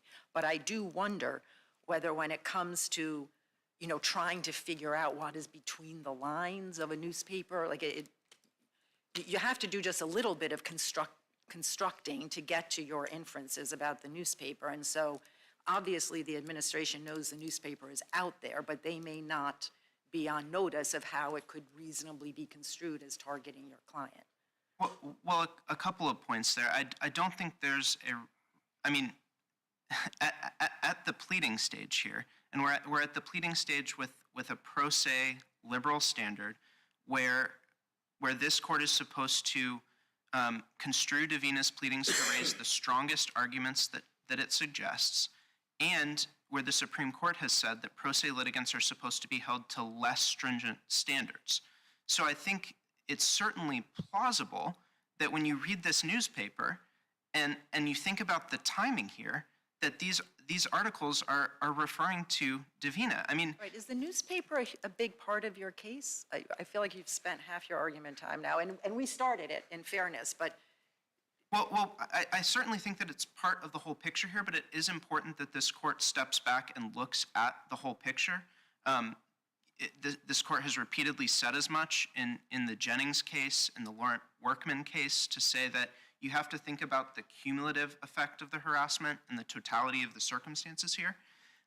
So the newspaper is part of it, but it's certainly not the whole picture. I mean, you also have the racial comments where Davina was called an angry black girl. This is at J 119 and 120. Comments that black kids caused a re-election, that no one was going to vote for a bunch of angry black girls. And you've got the cockroach article. We have the cockroach article as well in the newspaper, which we haven't talked about yet. Clearly, I think, refers to her. I think so too, Your Honor. I mean, it's joking about the diversity that Enloe is so proud of. It references book bag tags, and she had her. It says it's a cockroach from the African-American part of Raleigh. Yes, Southeast Raleigh is well known to be a predominantly African-American neighborhood, and it references Southeast Raleigh as well. So we think there are a lot of factors that suggest that article in particular is also targeting her. Counsel, if you don't mind me sort of skipping you ahead, because I just want to make sure we have time. Just assume for the moment, I think that there is, when you look at everything together, there's enough to plead adequately severe, pervasive, and offensive race-based bullying and harassment of your client. So this is what I'm hung up on. And I will also assume that the school is on notice of that because your plaintiff's mother sends an email saying my daughter is being racially harassed. So what Mr. Lyons says is, I didn't know that. Please tell her to come see me or some other administrator so we can address this. Why is that a clearly unreasonable response? Well, I think it's a little rich to say after that someone has made a report of harassment to you to say, I haven't heard of any reports of harassment. So the idea that this is some magic. It's clear he's saying, I have not before this. Please have your daughter come see me so I can address it. Sure, I mean, that's putting the burden on a 16-year-old high school student. And I'm not saying it's best practices. Perhaps something more proactive would have been better. But clearly, you want us to hold as a matter of law, like that's just you cannot, and also it's not a specific allegation, like a particular thing that maybe someone could proactively look into. It's just, there is racial harassment. And so the principal is saying, okay, I need to know more about that. Well, I do think it's clearly unreasonable for the principal not to go and talk to the student who says that she's being harassed. I mean, if my kids were in school and I said, hey, you know, my son is being harassed, and the principal said, well, have him come talk to me, I'd say, why don't you go talk to him? You know, he's the one who's suffering here. And but that's not deliberate indifference. That's the point. Well, but I do think there are allegations in the complaint that the school didn't do anything about a number of the pieces of the puzzle here when it comes to severe and pervasive harassment. Tearing down the signs and all that sort of thing. They didn't do anything in response to tearing down the signs. They didn't do anything in response to the mock polls, excluding from the mock polls. I thought the complaint alleges that she complained about the exclusion from the mock polls to another student, not to the administration. I mean, it doesn't ever allege that the administration was aware of that. There is an allegation that that she did complain about another student, but also that the school was generally aware of the social media accounts. But these are I think the knew or should have known allegations, and I am just very concerned that that's like exactly what does not state a claim under Davis, sort of a negligent failure to know what's going on in your own school. No matter Sure. how compelling that may seem, I don't think that's enough under Davis. Sure, but there's also allegations that they downplayed the bomb threats as just pranks. They published the newspaper, and there's no response that they did anything to that. We point that out in our brief, and they don't respond to that point. So there are a number of things here where the school didn't take any sort of action. Now on the ballot exclusion itself, the school did call for a re-election, but it put the same people in charge, and there was a clearly superior alternative, which was just having people re-vote. The Second Circuit's case in Zeno says that this was after a jury trial. It says that the jury was entitled to weigh the alternatives that were presented to the school. Can I ask you a question? This is just a completely factual question, a thing I just don't know from reading the story and the complaint. So the point is, as I understand it, like really the gist of the allegations is after this girl is excluded from the ballot, instead of just putting out a new corrected ballot, the school insists on having a new 3-day campaign period. And that's the thing that makes everybody so angry, that there's gonna be a new 3-day campaign period. Why does everybody, I feel like I'm missing, and I'm not even sure this is directly relevant, but I am trying to get my hands on what happened here. Why does the student body arise as one in fury about having a 3-day campaign period? What's the big deal? Well, I do think that there are allegations that there was anger before that point. I mean, the tearing down of her posters and her book bag tags, the exclusion from the mock There's a big thing about how polls. this was so the wrong choice for the principal to make because it made everybody furious enough to the point where people are phoning in bomb threats. Like, what's the deal with this 3-day campaign period? Well, I'm not fully sure, and I don't think that's totally clear, but I do think when you're a high school student and you put a lot of effort into campaigning, you make these materials, you make a speech, you get up and you're like, this is the focus for a long time. You're maybe even prioritizing this over your homework and your other responsibilities, extracurricular or otherwise, that to go through this all again, to push it down the road 3 weeks in an environment that's already pretty tense and that there's already harassment occurring, I think it just cranks up the volume even more, and it makes people really, really angry. I think a related component of that is part of why it makes people angry is because Davina alleges that this was discriminatory. And that perfectly describes our retaliation claim, which we haven't talked much about. But there's no dispute that Davina said this looks like discrimination. And Well, who retaliated? What's the causation? students. I didn't quite get that. The students retaliated against her. So this court's decision in Hurley says that retaliatory harassment can be a materially adverse action for purposes of a Title IX retaliation claim. So this is the retaliation online or the harassment? Online, in person, the bomb threats, the newspaper, the whole package here. I mean, a large portion of it. The newspaper, that came after she drew this to people's attention? Yes. So, all right. So whatever you think of this conduct, I mean, we don't think that you can untangle the anger at the re-election and Davina's race. We think those two are bound up together and are part of the whole picture. But even if you think that you can split these two things in half, that you can split anger about the re-election and racial harassment, you've then perfectly described our retaliation claim. So we think Is there a limit on how the school authorities can control out-of-school speech online? Sure. I mean, so part of the Title VI discrimination claim is that the school has to have substantial control over the context and over the harassers. I'll note that my friends on the other side don't contest this apart from anonymous comments on an online news article. But apart from that, they don't contest substantial control. The inquiry there primarily focuses for control over the context, focuses on the school's disciplinary authority. And there are allegations in Davina's complaint to the effect that the school did, in fact, exercise disciplinary authority on a number of occasions, whether it's through arresting African-American students for a water balloon prank the year prior, or whether it's actually disciplining students for their use of social media in another school relating to derogatory racial comments a year later.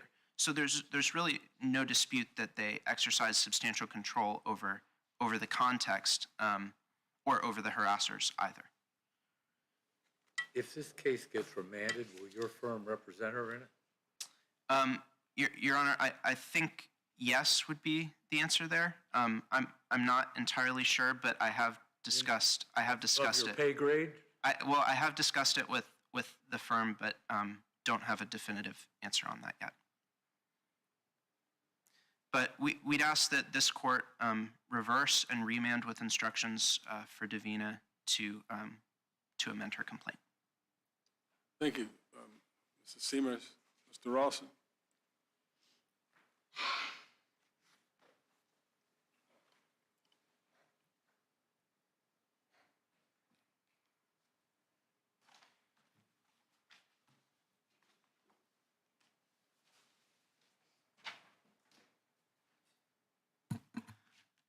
Good morning, Your Honor. May it please the court. Steve Rawson here on behalf of the Wake County Board of Education. At its core, this appeal asks this court not only to countenance, but to encourage district courts to violate that fundamental axiom that district judges should not act as advocates for pro se plaintiffs. What plaintiff seeks here goes far beyond a liberal construction or judicial solicitude and into the realm of legal services. The 12b6 standard allows for this court to make inferences from facts that are pled, but not to rehabilitate a complaint by assuming facts that are not. The board's theory here is We're making all inferences in favor of the non-moving party, right? Your Honor, reasonable inferences from the facts that are alleged in the complaint, yes. And all inferences, right? Not all inferences, Not Your all, Honor. Reasonable not inferences. all reasonable inferences, Reasonable inferences. right? In favor of the non-moving party, right? So we are at. Is that right? I want to make sure I get your. I understand that phrase to be more in the. I know summary you judgment understand, but is that right? It is correct that this court should make reasonable inferences. In favor of the non-moving party? In favor of the complainant in this case, yes. Right. Yes. But two things have to happen there. One, they have to be inferences, not inventions. And two, they have to be reasonable. So allow me an example from the I don't think this complaint. case has much invention in it at all, but go ahead. You tell me what we have The to. word there comes tell me from- you tell me what we have to invent about this case. Yes, Your Honor. So if you look at page 50 of the plaintiff's brief, and I'm going to read a statement here. Her sudden drop in grades occurred shortly after the election period when she had suffered from a concussion. And one of the teachers who dropped those grades was an English teacher, like Baerlich. Baerlich is one of the named defendants and is an English teacher who ran the election. A reasonable inference, then, is that Baerlich had told this teacher about Davina's complaints and that the teacher dropped her grades because of that fact.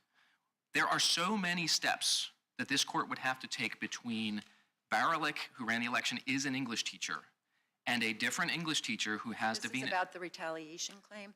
All right. This is in the retaliation Let me section. ask you a question about the retaliation claim. Yes, Because Your you Honor. don't have to do any inventing or anything. Tell me if I'm misstating the chronology that is presented in the complaint. Davina is left off the ballot. She goes to, and she says that looks like discrimination. So that's her sort of protected complaint. Instead of just having a new election, instead of just fixing the ballot and rerunning the election, principal says, no, we're going to have a whole new election, a whole new campaign period, and each candidate will have to sort of qualify themselves again. And then, and this is the part that but we're crediting all of the allegations, Mr. Lyons sends a false letter to Davina or to the parents saying she's not going to qualify for the new election because she has more than 15 unexcused absences. That turns out not to be true. How, and it's right proximate in time, why is that not just on its face enough to plead a retaliation claim? Several reasons, Your Honor. First is, was this materially adverse? That is the second element of a Right, and retaliation the question claim. is, would it be enough to deter a reasonable student from complaining again? And I gotta say, when I was in high school, If when I complained, the principal made up a false accusation about me, mailed it to my parents, and said, the one thing I really want to do is be on this ballot, I can't be on the ballot for a made-up reason, I would really hesitate before I brought another complaint to that principal. Your Honor, I would push back a little bit on the characterization of the made-up allegation and that they sought out a false statement. False, right? It was an incorrect letter, and it was immediately Incorrect corrected. is fine. It was immediately corrected, Your Honor. So, and it is, as far as the complaint goes, there was a letter. They immediately said, excuse us, this doesn't apply. And the school said, you're right. Our apologies. You're back on, you're eligible. So, and then we see throughout the period here that Davina is advocating for herself and the school is being responsive. So again, to go back to that example here with the retaliation. I think we have cases, I mean, they are in the Title VII context, but I'm not sure we would do it any differently, like the Laurent case, where false reprimands, we do count that. Even though you are able to get out from under them because they are false, the fact that they're false doesn't make it better, it makes it worse.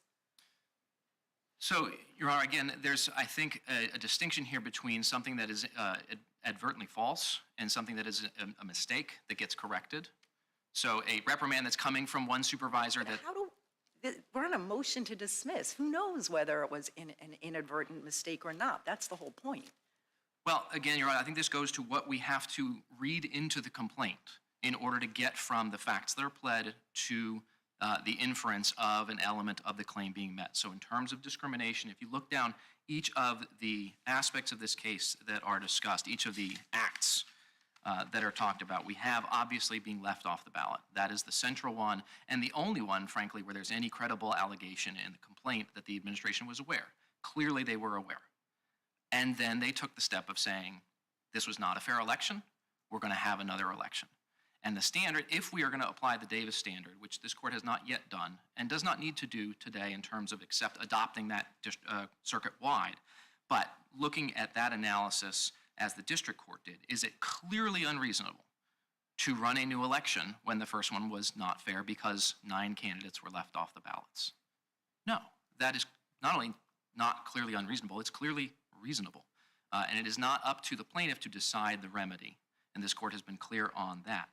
If we then look at some of the other allegations here and say, do these connect, right? Is there any way to get from the fact that's pled to an inference of discriminatory intent, retaliatory intent, any of the elements, material adverse? We look at the cheerleading allegation. She was alleged that after this period, she was then left off the cheerleading team. Mm-hmm. But she was left off, in her own pleadings, was left off the cheerleading team her senior year. This election occurred in her sophomore year, and she was on the cheerleading team in her junior year, and that, again, is in the complaint. So we would have to assume, this court would have to assume that the cheerleading teacher not only heard about this at the time of the election, but left her on the team for the junior year and then got mad about it. Can we maybe jump ahead to the other one that was very proximate in time, which is the 2 teachers who say they won't give her the, I can't remember exactly what it's called, and there's some dispute about, is it a reference letter or just sort of a check? But 2 teachers say they won't do it, and she also alleges for no sensible reason. So what, besides that, do you have to allege for retaliation at the motion to dismiss stage? So in this case, Your Honor, this is a situation where the attachments to the complaint need to override the complaint itself. When it, as you know, when an attachment to the complaint that's incorporated into the complaint disagrees with an allegation or disproves an allegation in the complaint, the document that's attached controls. And if you look at Joint Appendix 191, in an email, Mrs. Ricketts, who was corresponding with school officials and with Mr. Lyons, the principal in this case, she says, I hope the issue regarding the LOR's letter of references is near completion. This is a matter outstanding since January 2016. January 2016. The letter of reference issue started 2 months before the election, the protected activity, etc. So while the allegation in the complaint is that the request came in March, it is clear from the Joint Appendix that that has been happening from 2 months earlier, and it has absolutely nothing to do with the election. I think we're looking for like absolutely irreconcilable things before we say that the allegations in the complaint are overridden, and I don't really understand a reference to the issue to necessarily be, and that's when those 2 teachers said they wouldn't do it, but you think the context makes that clear? Well, if I keep reading, Your Honor, what the parent says, we're going to need specific answers why 2 teachers refused to provide a letter indicating our child's academic abilities, especially when these types of requests are performed for others. Thank you for your prompt follow-up with the honors chemistry teacher. He's a great staff member at Enloe, et cetera, et cetera. This is clearly about the 2 teachers, and she states that that has been outstanding since January. They were complaining about it long before the election, and the principal was addressing it with the chemistry teacher before the election. Again, if we look at the International Baccalaureate Diploma allegation, the plaintiff would have you believe, based on the allegations in the complaint, that a scorer of her essay who lives in a different country and is not associated with the school and is not identified in the complaint is the source of retaliation against her for a student council election. Again, this court would have to assume facts that are not present, that 1, we had the protected conduct, 2, that someone communicated to the IB scorer what had happened, 3, that the IB scorer cared, and 4, that the IB scorer then lowered her essay score below what it should have been in order to keep her out of that program. That is far beyond what this court asks for in judicial solicitude. That goes from liberal construction to literal. Well, do we know what, and perhaps, maybe none, at this point we don't know, but do they assist students to make an appeal or to question that normally? In terms of what is available in the complaint, we have only that there is an International Baccalaureate Ombudsman who can receive such complaints and that the parent was in touch with that person for a period of time. Do we know whether the student, the school and teachers at the school help them, other students? We do not have those facts, Your Honor, at this stage. At this stage, we don't, but it may be the case that other students get assistance. Oh, let me help you with that. This is how you make your complaint and ask for a review of the scoring, because it was 1 point deficit, I believe, right? That is what is alleged, Your Do Honor. we yes. know whether or not they help other students, or? That is not pled in the complaint. And again, Your Honor, in order to show this kind of disparate treatment, the plaintiff has the burden of pleading that other students would receive that type of help. That does not appear in the complaint, and this court is not at liberty to add that fact to the complaint in order to complete the chain of logic from pled fact to inferred deduction or conclusion. And that is the I think, illustration here of the problem with this complaint, is that there's lots of allegations, mostly conclusory, and a few facts. And as you read through the brief, plaintiff's counsel asks this court to build the bridge from fact to conclusion over here. And while we are solicitous of pro se plaintiffs, there is no question that they are entitled to a liberal construction. They are not entitled to this court assuming facts into the complaint that are not there and are not suggested. This court's precedent, other courts, the Supreme Court have talked about with pro se plaintiffs. The idea here is to not dismiss because of mislabels, unsophisticated language.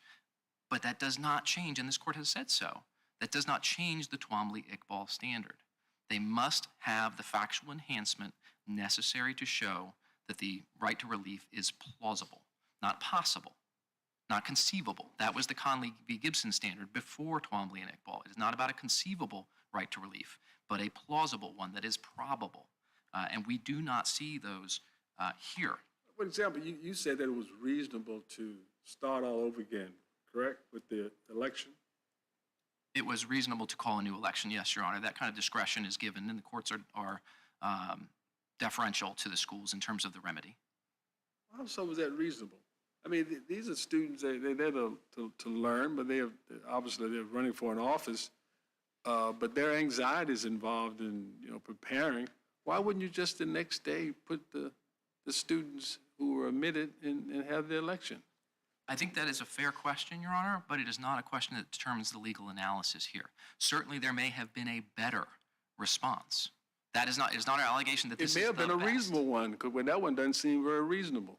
To run a new election, to allow the students who were left off the ballot time to put back together their campaigns. Why you need a campaign? You already done the campaign. I just want my name there so they can click my name. Click. I understand, Your Honor, and if I were in that school, I might say, yes, that is a better response. But the question is not. The question is what? The question is whether it was clearly unreasonable for the school to restart the election and give all the candidates, again, a clean slate. Well, it was that you had some casualties, didn't you? Because 3 of the black students didn't enter the new campaign, did they? It is alleged that some students chose not to pursue the second campaign. That is Some- Also that Yeah, go ahead. Davina was originally told she couldn't do it either. So when That- you put all of that together, it really does start to seem like not the most reasonable response. Again, Your Honor, I think there are aspects of the allegations that can point to, we can question whether this was the best way to go, whether there were consequences to other students about the way this was handled. But the question fundamentally for this liability standard is whether it was clearly unreasonable. And we only even reach that in the deliberate indifference element. We have to get through the first three elements of Davis if we're going to apply Davis before we even get there. And so, again, I think it is important, and plaintiff has criticized the district court judge for picking apart the complaint to look at different allegations and decide, but I think it's really important that this court do exactly that. We cannot just say, you threw a lot of things at the wall, we're not really allowed to pick at them, and there's a lot of it, so this passes muster. Right? What the district court said in very solicitous fashion after allowing an amendment and looking at it and saying both individually and together these do not reach the standard, the district court said, this one fails this element, this one fails this element. So, for example, I wanted to address Judge Gibney's comment earlier that the cockroach story clearly, as you stated, clearly referred to her, and I think that is not correct, Your Honor, and I want to address that. This story does not reference to any student, the cockroach coming from Southeast Raleigh. In fact, it says that she was coming in as a transfer, but that she was taking the place, she being the cockroach, I should say, that taking the place of a fly that transferred to Southeast Raleigh, which is another high school in the school system. So this is not about identifying the source of any person. The rest of this, it talks about what clubs they're in. The cockroach says, I'm in mock trial, food arc, and Jewish club. What's up with the Jewish club, the cockroach being in the Jewish club? I mean, that is, it's not in this case, but that is, there's a long and vile history of Jewish people being referred to as cockroaches. and that Absolutely, really Your got my Honor. attention. And I think this goes to the newspaper being a distasteful satire in a number of different ways. There was discussion briefly of, I think, of the use of the word lowlifes and illegals in one article, and this is on JA 162. That is a story about underclassmen sneaking off campus for off-campus lunch. It's not about the wall at southern border. It's not about Hispanic students. How do we know that? Because the article itself talks about underclassmen leaving campus, and the upperclassmen are advocating for building a wall.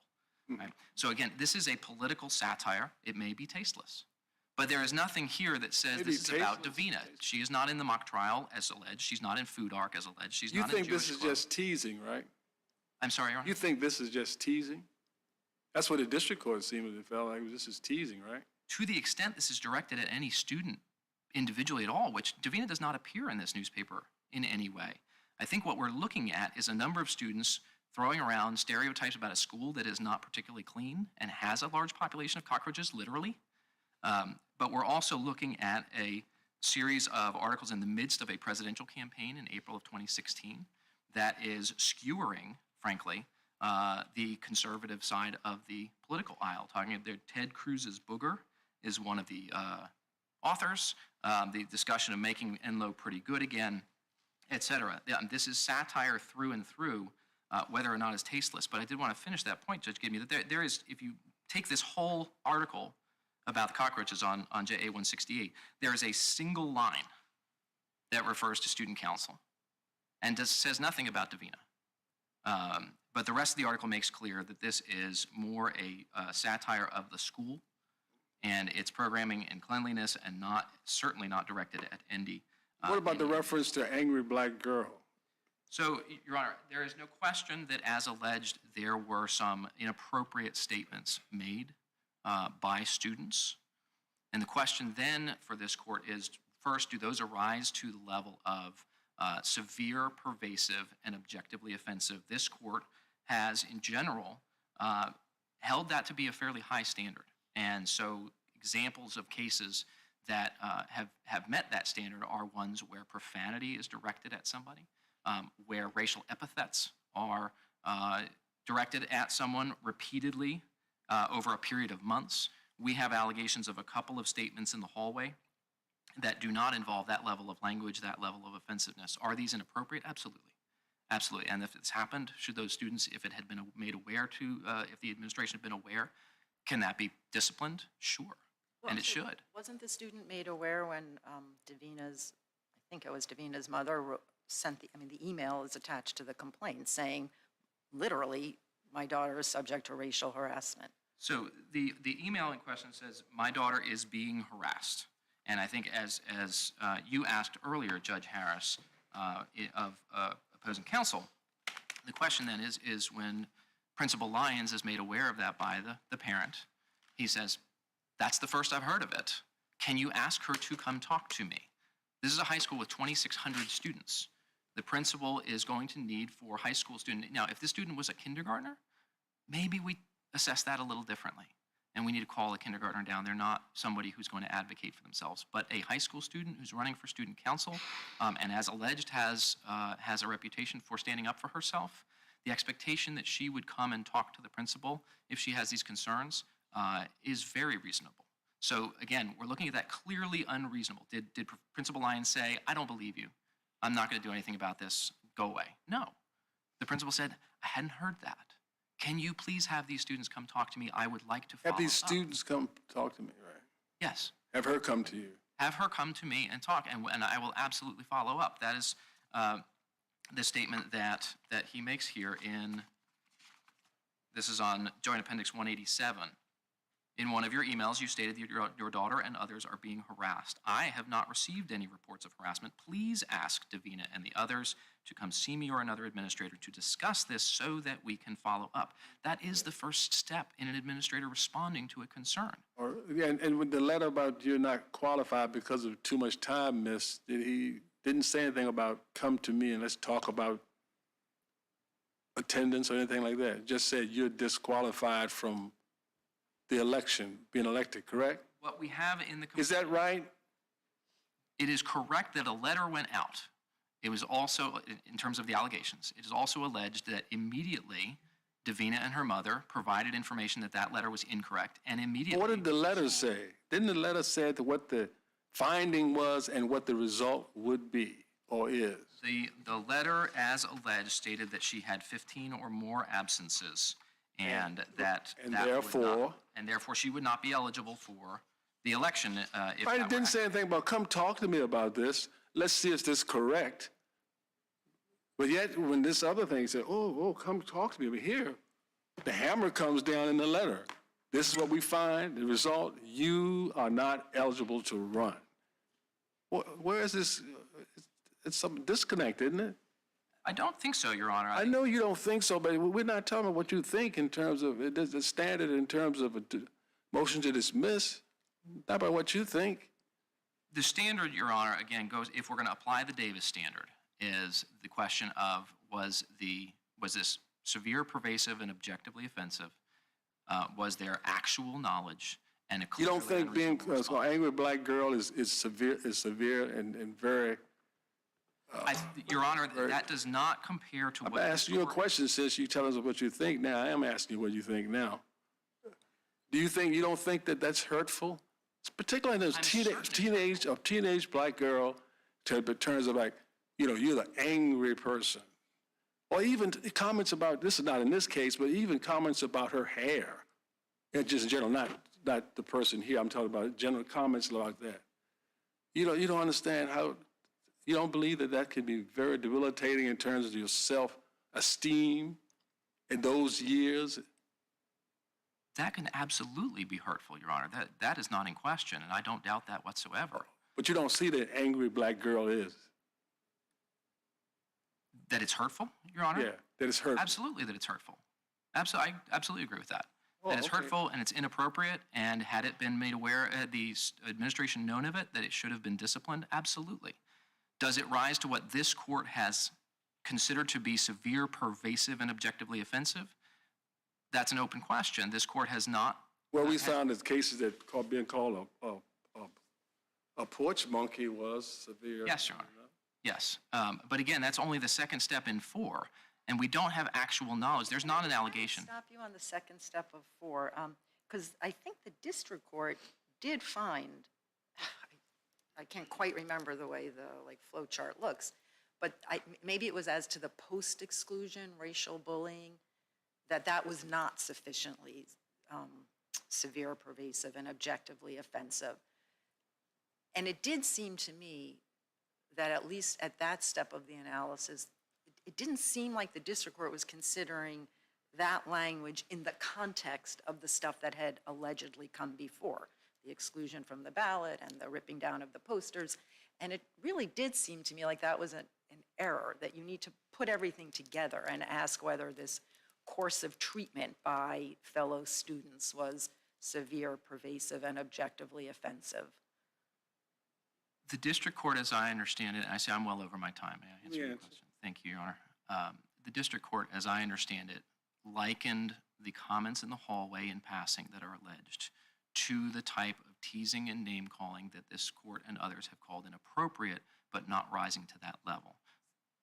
So if we were to affirm on that ground, we would effectively be telling every school in the circuit, right, there can be brought to your attention allegations that this Black girl was left off the ballot when she was running for student council and was being racially harassed by her fellow students, and they don't have to do anything because that is not a big enough deal to require any response at all. That seems, I mean, would you have us do that, I guess, is my question. No, Your Honor, I would not have you hold that there is a specific standard that needs to be met. It is absolutely. But do you think, I read your brief to be saying we could affirm on that ground that this was not sufficiently severe, pervasive, or objectively offensive. And I guess I am saying, assume with me, and I think this is correct, if we did that, we would be saying that this level does not require any school response under Title VI. And I think we would inevitably be saying that, and you do ask us to affirm on that ground, right? Yes, Your Honor. So the response there would be that this particular allegation, and again, the district court eliminated others earlier, either because they had been responded to or because there was some other flaw in the allegations that did not allow a reasonable inference of the relevant element.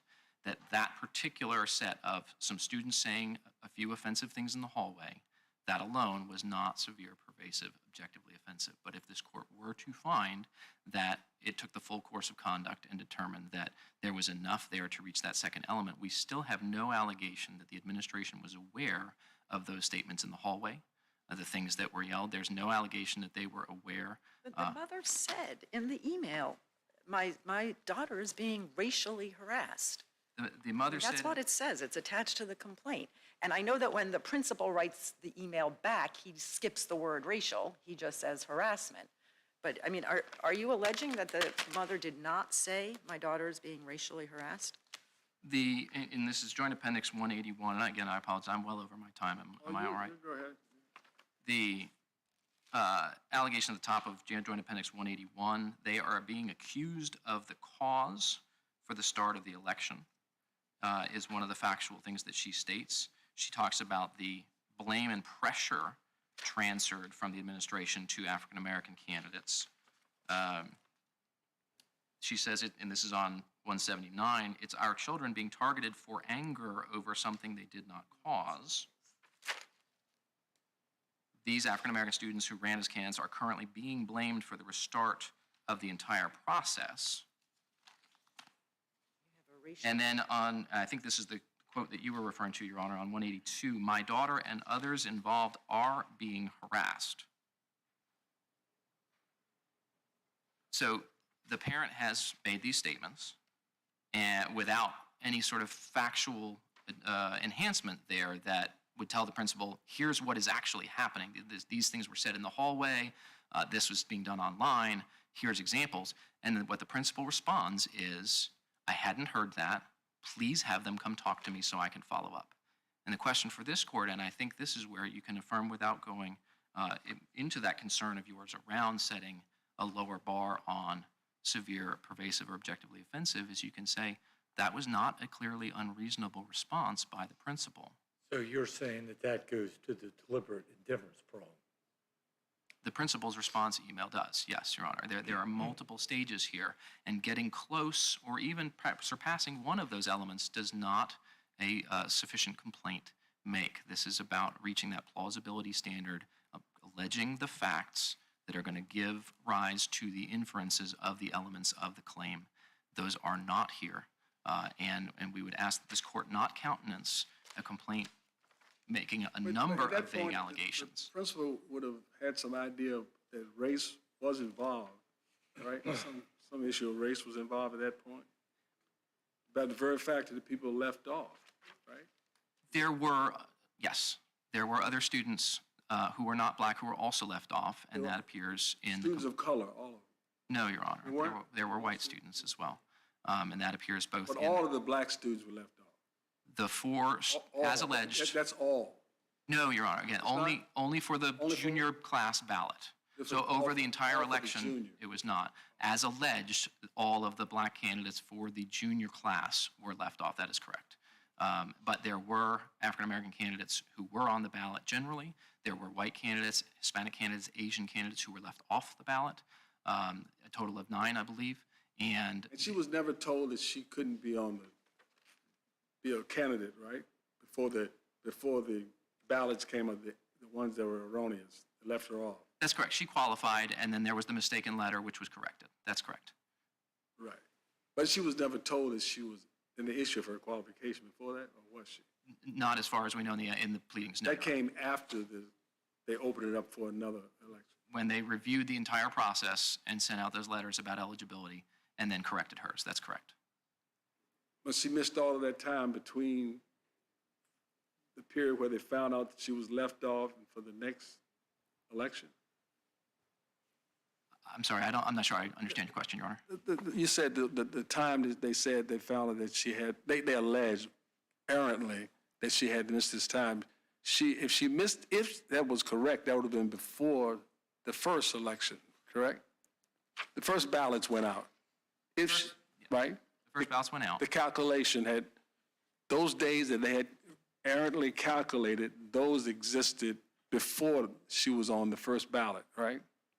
That is my understanding, Your Honor. Yes, it does So, not appear. so it wasn't until they said, well, the remedy is not to just go ahead and put you on the ballot, but instead to open the whole campaign, right? That's correct. It was between that time, then the letter came saying you're not qualified. That is good. The letter came between the two elections to say, Right. have a record of you having too many absences. They responded and said, no, they were excused, and the school corrected it. That's correct. But their research just came up, and that sort of, I guess the proposed remedy would hurt her, wouldn't it? The proposed Would have hurt her. remedy would not hurt her. No, it would have, correct wouldn't it? information. Because it said, but if they had said the next day you're having it. I mean, I'm just interested in the timing. The letter came after they made a decision that we're going to start all over again. That's correct, Your Honor. And part of starting all over is requalifying the candidates, checking that they're eligible. She received a letter that was mistaken. There's no question about that. And it But was didn't they immediately do that corrected. before that? Check, make sure everybody was eligible? They probably should have, Your Honor. And Oh, it may be. no, didn't they do that? I don't know, Your Honor. It is not. But won't you have to assume that they did for this record? You have to assume that they did. Yeah. It is an equally fair assumption that they did not and should have as part of a election why? process that had flaws You want to in it. turn every inference in your favor. I don't know that that is in our favor, Your Honor, that, Oh, they, yeah. that they didn't check it the first time and did the second time. I wouldn't suggest that was in our favor at all. Yes, it is. But in either case, you can assume that they did it the first time and that they did it mistakenly the second time and corrected that mistake. That is what is that's on the face of the complaint. I want to just go back to the reasonableness of the response when this is brought to the principal's attention to say they should come see me. Even if that was a reasonable response at first, I think it is after that when Davina's mother emails failure to inquire and address the racial tension, comments, and harassment. So I think the racial modifies harassment there. Cause the result of the re-election announcement was negligent and ignorant. I cannot believe that you expect any student to confront you instead of vice versa.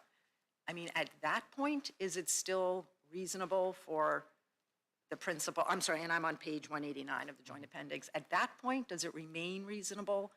I mean, I feel like the principal has now been told she's not coming to you, you go to her. And it's still reasonable for the principal to say, you're telling me she's being racially harassed, for whatever reason, she's not coming to me.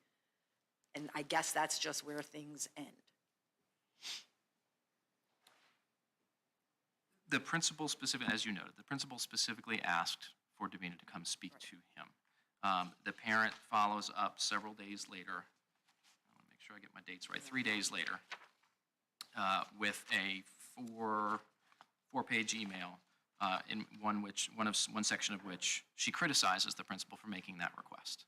Certainly, the fact that the principal, at least as alleged, did not then go and find Davina, no, I do not think that is clearly unreasonable when the principal has made that invitation available. And these are high school students that have the capacity to go and bring a report, or to another administrator, which was also part of the principal's response. To any administrator that you're comfortable with out of this school of 2,600 kids, that you can come speak to one of us and we can follow up.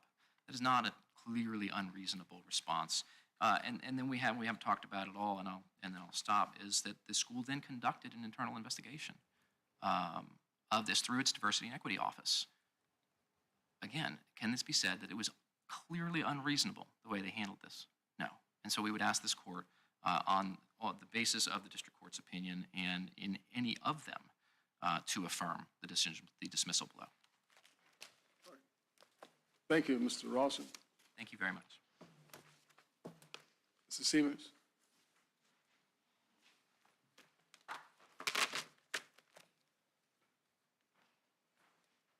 Thank you, Your Honor. Just a few points in response, a couple of small ones to start. First, Judge Harris, you asked about the being racially harassed, and when we looked at JA 182. So the statement is, my daughter and others involved are being harassed. The very next sentence is, you have a racial divide on your hands, and it's nothing new at Enloe. I think that's fairly read to put the school on notice that this harassment is racial. Second, we referenced the cockroach story a little bit, and their apparent defense of this is, well, it's anti-Semitic and it's not targeted at Davina. Oh, that's okay? Yeah, first of all, I think it can be both, and second of all, I think that's indicative of the culture at the school. Also, we talked briefly about deliberate indifference. I think I would just point this court to Hurley, where they said that actually listening to the students, holding like an open forum and listening, was not enough to get around accusations of deliberate indifference. And so if that's right, if actually listening isn't enough, then merely offering to listen doesn't cut it either. Finally, just on the pro se standard and the idea about giving Davina the benefit of the doubt, I think defendants want to limit liberal construction to formal deficiencies. I think that's very clearly wrong under this court's precedent and Supreme Court precedent. Erickson itself was a case that involved deliberate indifference in the Eighth Amendment context, and the Supreme Court there specifically reversed because the district court said the allegations were too conclusory. It wasn't about formal deficiencies at all. And by the way, Erickson referenced Twombly. It was decided 2 weeks after Twombly. So the idea that these two cases are somehow at war with each other, or that we're not asking you to apply the actual pleading standard, is just wrong. After all, in Rule 8, Rule 8E, which is part of the general rules of pleading just as much as Rule 8A is, Rule 8E says that pleading should be construed to do justice. And we think, that's part of the standard here. And then I would just close by reiterating that that we do have to step back and look at the whole picture. There's been a lot of nitpicking of particular allegations, but again, put yourself in Davina's shoes. If you're being called an angry black girl, if you're being targeted by racially insensitive jokes, it's reasonable to think that you're being racially harassed. It's certainly plausible to think that you're being racially harassed. And so we think at the pleading stage here that Davina has done enough to clear that bar. So as a result, we would ask this court to reverse and remand with instructions. May I ask you a question about the equal protection claim? Sure. That essentially is a 1983 claim, is that correct? Yes, Your Honor. And in order to have liability under 1983, you have to have a policy, so you have to have a policy maker, right? So who's the policy maker in this case? Is it the principal? Well, so you're referring specifically to the claim against the board? Right, yeah, you I'm need the sorry, yes. that's Policy correct. there, for the individuals, you don't necessarily need the Right, well, policy. the You need individuals, if discriminatory if intent. they're individually involved and there's an equal protection violation, they're liable. But what about the board? Sure. So I think that this court has said previously that you can infer a policy based on the board's omissions and deliberate indifference. But I do think that, here, Davina did allege that numerous discrimination complaints were filed with DOJ and the Office of Civil Rights, that the board had a pattern of dismissing these. And in Owens, that this court basically said that similar allegations about a number of reported and unreported cases and successful motions to suppress did state enough of a claim to get past the pleading stage for an equal protection And which claim. individuals do you think would be liable in a 1983 equal protection claim? I think that the two most obvious to us would be Principal Lyons and the Trudy Price O'Neill, who was the editor of the newspaper. A student? No, she was a teacher. Okay. She was a teacher who oversaw the students, and the allegations in the complaint are that she oversaw the newspaper. She condoned the comments, labeled them as just jokes. There's a similar allegation to the effect for Principal Lyons. He also participated in one of the articles. We didn't mention that, but there's an article about him being called Duh Lion and giving his mixtapes out to the nearby cookout. He survived being a white man in Southeast Raleigh. Again, we think that's part of the culture of the school. But not anybody from the central administration? We do have allegations that the superintendent and a couple of members of the superintendent's office were also individually liable, and we lay that out briefly at the end of our brief. Thank you. Thank you. Thank you, Your Honor. Mr. Seamers, we note that you were court appointed. On behalf of the Fourth Circuit, we want to thank you. We appreciate that because we rely on lawyers like yourselves who take these cases, and we appreciate it very much. And obviously, we note the able representation, Mr. Rawson, of your client as well. We'll come down, greet counsel, and proceed to our last case.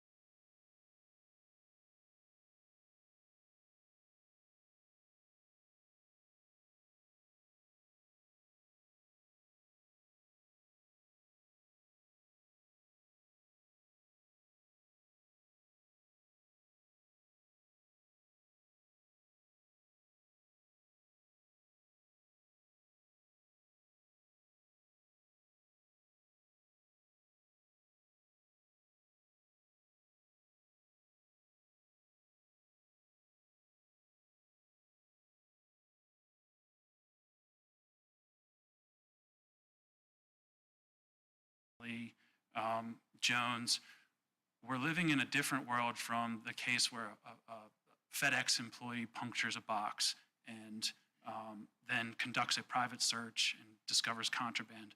We're talking about digital technology. And this is a sea change both in the scope of the amount of information that's subject to government acquisition, but also the technology is far different in kind, if you'll accept my hypothetical, Your Honor, than the FedEx employee who maybe unwittingly punctures the box. This technology is happening, like in Carpenter, it's happening behind the scenes. It's happening pervasively. It's happening automatically. And so we don't think of those things, I don't think average people think of those things on the street as an invasion of their privacy in the same way a FedEx employee who opens up a box and discovers contraband has invaded their privacy. These are, the Carpenter Court teaches, it's an important factor. If people don't think of it as an invasion of their privacy, like how is that a good point for you? If there's no, like one of the prongs of a reasonable expectation of privacy is that you have a subjective expectation of privacy. So I think it's, again, I think that the realm of technology is qualitatively different than the cases, the third-party doctrine cases that are, born in the 80s, and you were talking about non-technological circumstances. Here you have something where most of the time we're not even talking about a human being. Mr. Jeffrey was not in the privacy of his home. He wasn't broadcasting his searches to a screen in Times Square such that everyone would know that this is what's happening. He was not willingly giving up the privacy that I think he anticipated in that circumstance, and that quite frankly all of us would anticipate. And so it's an automatic aspect it's pervasive and it's baked into the actual the technology, and the court has said we can't just, the language from Carpenter is, we can't just mechanically apply these doctrines to defeat expectations of privacy. We have to look back. We have to go back to the founding and what was the purpose of the Fourth Amendment. It was to prevent these pervasive government surveillance tactics, the general warrant, the writs of assistance. How is it surveillance? He sends the pictures to someone conceitedly, under Richardson, not a state actor, and says, please look at these for me. I want you to look at them and see if you can find other things that are similar. That's not surveillance, that's just answering a request. So I would push back respectfully, Your Honor, on the notion that he's sending anything to a third party. And the language that's been used is he's uploaded these files, and I think that may be where some of the discussion occurred below. Inviting someone to scrutinize the photos in question to see if they can, whoever this AI person is, but I'm kind of, what's it called, he's inviting scrutiny by someone not himself of these photos. So respectfully, Your Honor, that's one way someone could interact with this technology. Another way was discussed, and I actually think it was the government's theory of this case, was not necessarily that you had to have a file and you send it to Microsoft and then they download it. In other words, you have possession of it. Another way on JA 402, Detective Chappell, who was the forensic specialist who did the forensics, testified that you could also just, if you see something on the internet, you see an image of a political figure you like or dislike, you see an image of whatever you're searching for, you can right-click on that and a drop-down box will come up and it'll say, search the internet for this. And at JA 402, that appears to have been the ultimate theory that the government settled on in this Still an case. affirmative, you're clicking, you're affirmatively saying, this one, send it out to see if you can find similar stuff. That just seems like the exact opposite of Carpenter, where the court was so concerned that there was no affirmative act required to get your cell site location out in the world. So I think Carpenter recognizes that cell phones, which we all have, they're a pervasive part of our life, they're constantly sending this information, I think in a very similar way to the information that's sent if he right-clicks on a file and says, search for this.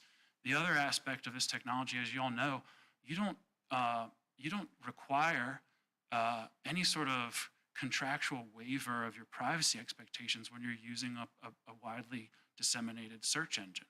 So you and I could walk into a public library, never put our name in there, never put any personally identifying information, and search Google. And I believe most people, if you told them, hey, did you know, according to the government, that's fair game. Everything that you just typed into that Google search query, they don't need a warrant. They don't need any process at all. If they decide, hey, that's been shared with Google, they can go get that now. That's the implications. That's the slippery slope we're staring down at this point. And so the question becomes, has Mr. Jeffrey affirmatively, voluntarily shared this information with Google? You don't need a Google account to do this. You don't need to like sign into your email or consent to any terms of service, you know, how they've got buried in the fine print. Obviously, I think those are, you know, collusive and nobody ever reads them, but we don't even have that in this case. We have a publicly available search engine that most of us, if the court would give me a little latitude on the record, I mean, Google processes 2 trillion search queries every year. We're talking about a massive amount of data about essentially every internet user in the world. And so the scope is, it's just mind-blowing if you think about it. And then the nature of it is so far more personal than the nature of the data in Carpenter. It's far more personal than the nature of the data in Chartree. It's who are you in love with? How many children do you have? Do you have a loathsome disease? What are your politics? Do you harbor any unpopular opinions? People punch all this stuff into the internet. And what the government is contending here is they don't need a warrant to get that. They don't even need a subpoena, I guess. There's no process required because somehow when you're sitting at your computer typing those things into Google, you know ultimately that the government can come knocking and get that stuff. And so you know, you just don't have an expectation of privacy in those things. But no, but isn't it though that you do know though that you are sharing it with your search engine platform? I think the predicate for that conclusion, Judge Gregory, would be if they'd warn you that this is being shared. But again, you don't, when you go into Google, you don't sign up and say, I understand you're going to send this to law enforcement. There's no affirmative disclosure and knowing involuntary disclosure of the fact that you're now waiving your rights to everything you type into that search query box. Well, that's the same thing it is. Let's take it out of the, you know, the cyber world and just take it just to plain world that I guess that I know about. You tell somebody, a human being, something. Don't you know that you may not, you don't think that they're going to tell someone else, but you do know that you have shared it with that person. And that's what they're saying. That's basically, that party is then sharing, they share it with someone else. And Yes. they're not the agent when they received it, but, and nor when they gave it, but they were, the inquiry was made.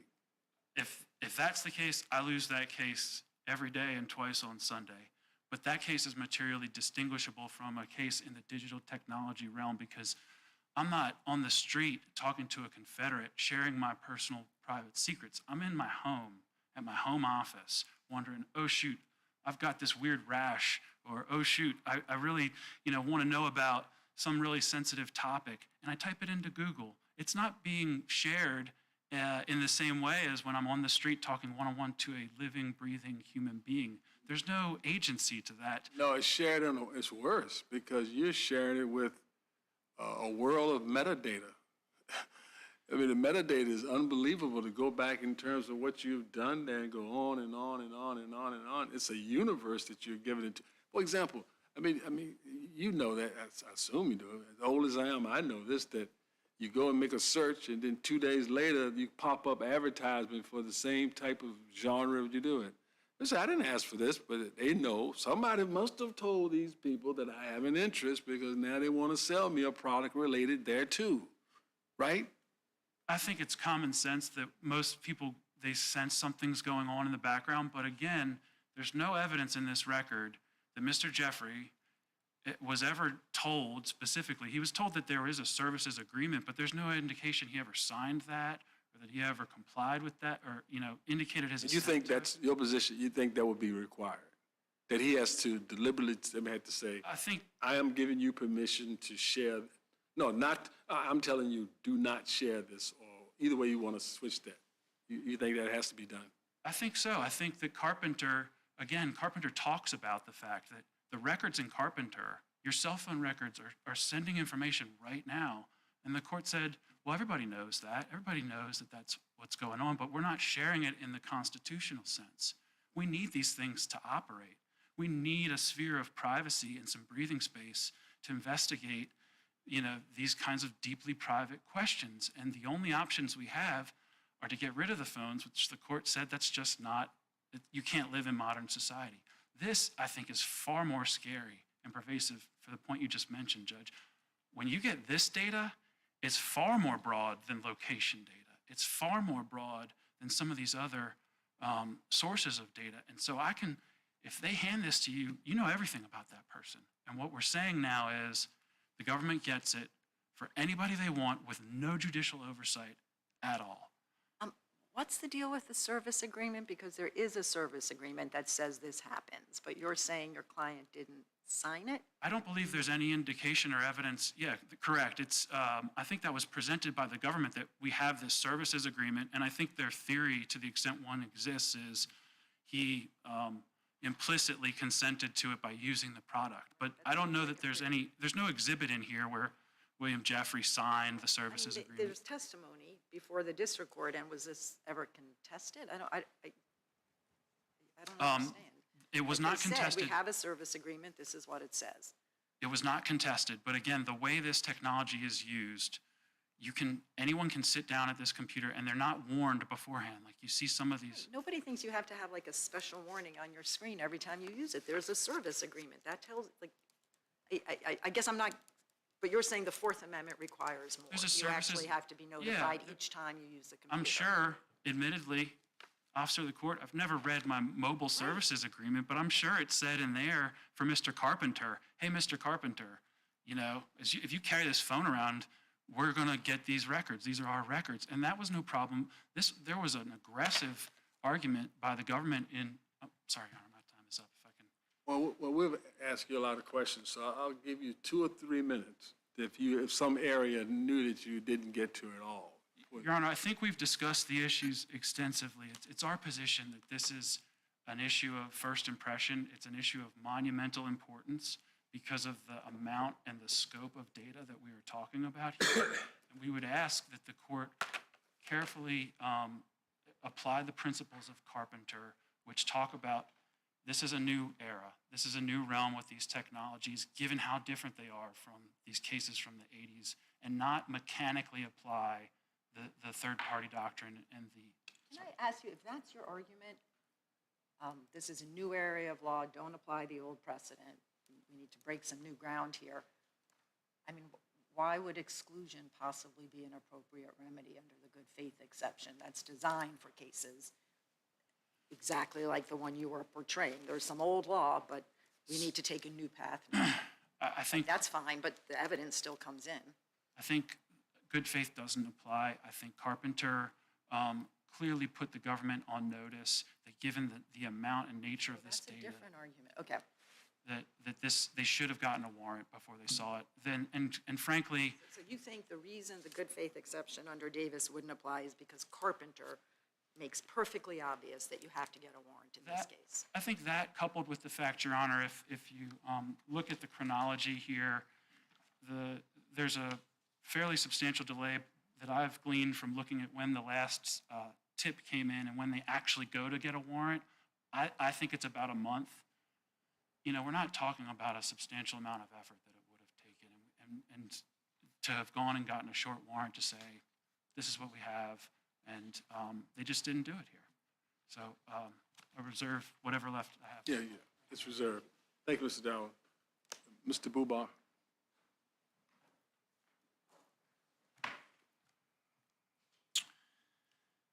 Thank you, Your Honors, and good afternoon, and may it please the Court.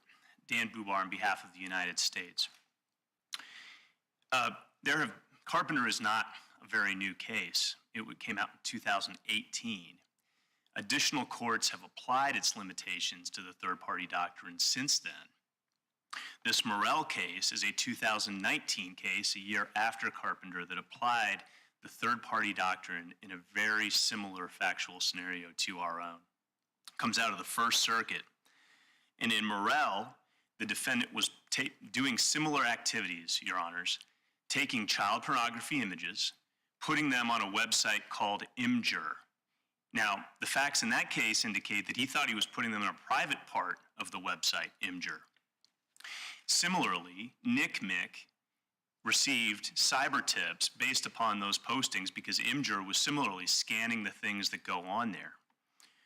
And those cyber tips came in, and the First Circuit said, yeah, we recognize that Carpenter has come out, but they applied that third-party search doctrine because the defendant was sharing this child pornography with a third party, a private website, and accepted that and found this threshold issue.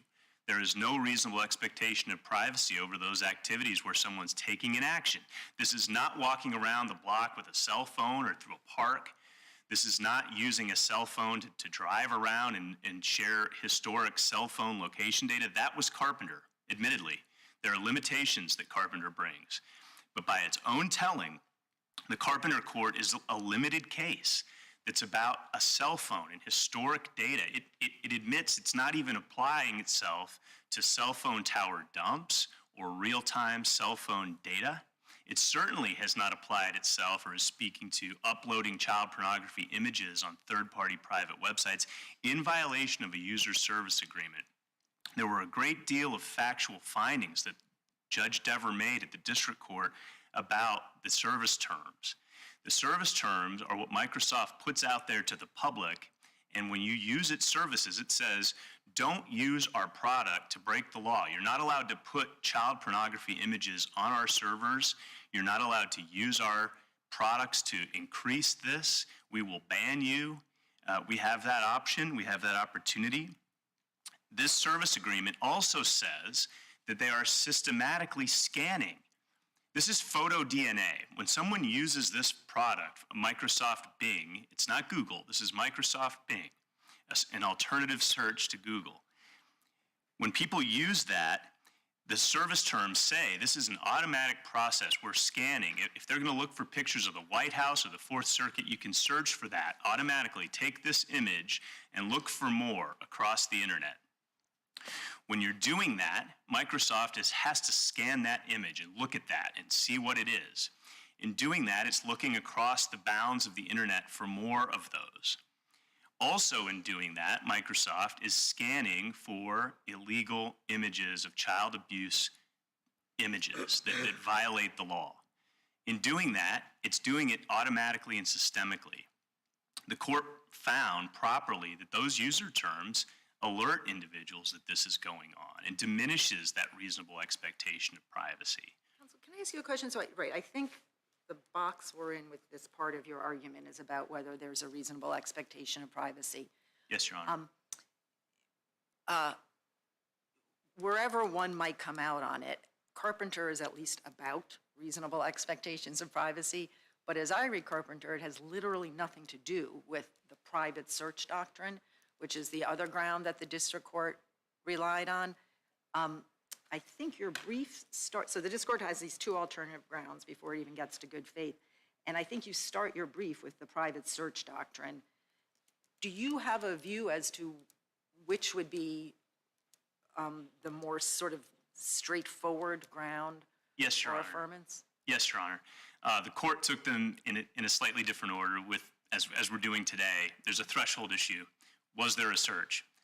No reasonable expectation of privacy under the third-party doctrine, no search. The analysis can end there. And indeed, Miller is a good example of a case that walks sort of this process through.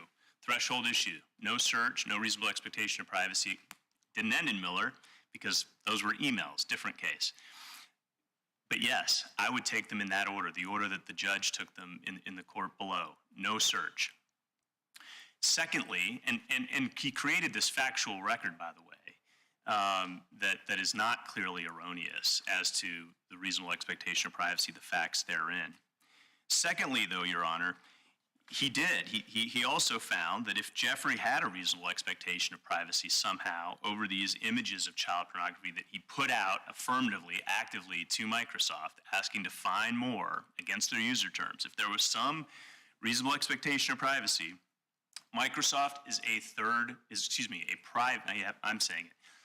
private party acting as a business. It is not acting at the behest of government. The government doesn't know it's scanning this or doing this or searching for this in this case. This private party search doctrine also was not exceeded by the government. Now, there is a Fourth Circuit case that's very much on point as to this second issue. That's Richardson. And in Richardson, it's a little older case, 2010, but in Richardson, this is an AOL case. We used to have AOL that seemed to be at the center of our lives. In AOL, they were scanning these images for child pornography on emails.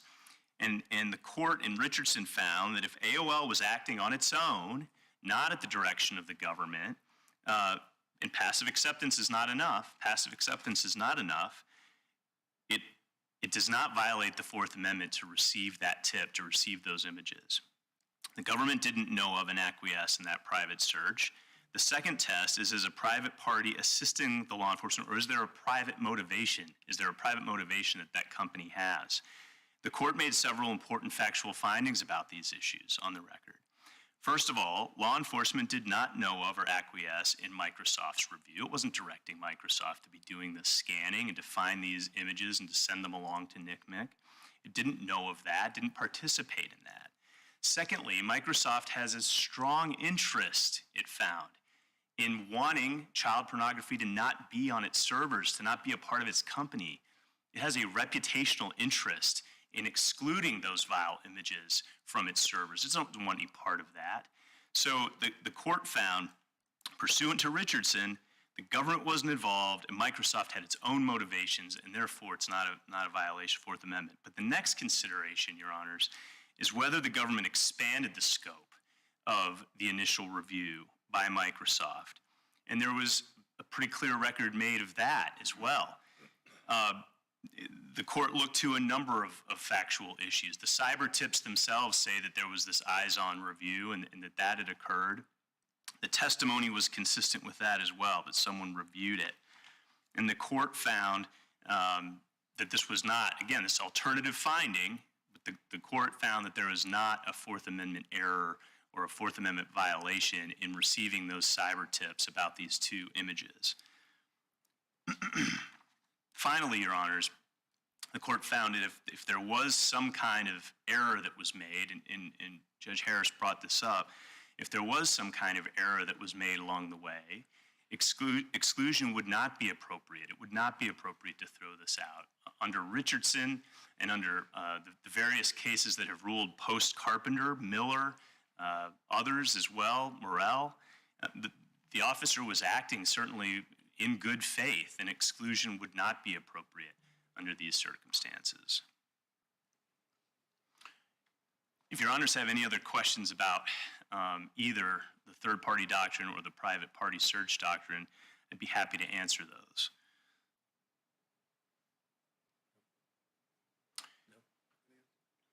The appellant didn't mention the bill of particulars motion either. If you have any questions about those, I'd be happy to entertain them. It wasn't even in the reply brief either, Your Honors. Thank you very much. Thank you, Mr. Bubaugh. Mr. Dowling, you have time reserved.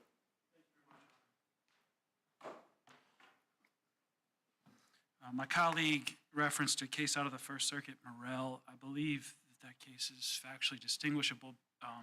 There's an additional party in that, character in that play, the Imgur site, which if it operates like any other third-party service provider, typically you have to create an account, you go on, you do sign a services agreement, and I think that that is meaningful. If I've made an autonomous decision to create an account with Dropbox or AOL or so on and so forth, I'm likely bound by whatever they put in their fine print.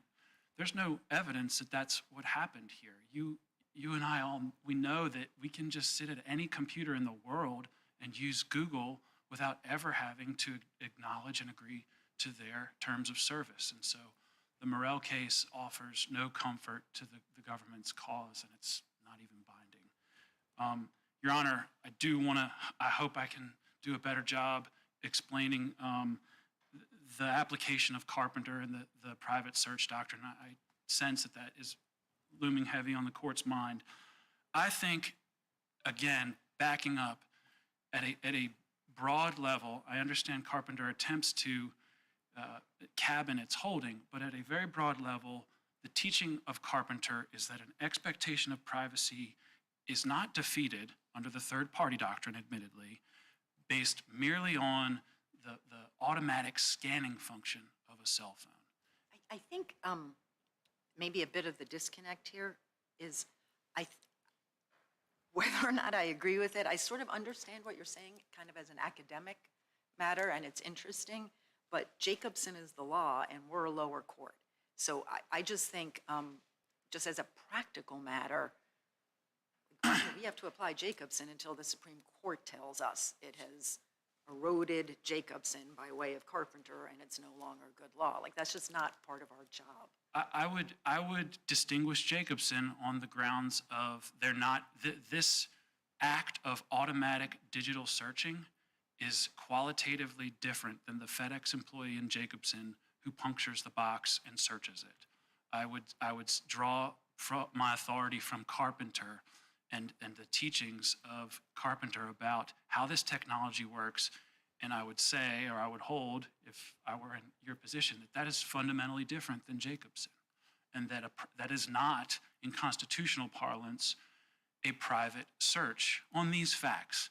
Again, if I sign up for Dropbox and they tell me it's not a private search because it's automatic, it's inexorable, and we just don't even think about it. And in this case, to do with the who question. Like, the private search doctrine is about who searched. You keep making arguments about how there was a search because there was a reasonable expectation of privacy because he didn't do anything specific, but those are just different questions.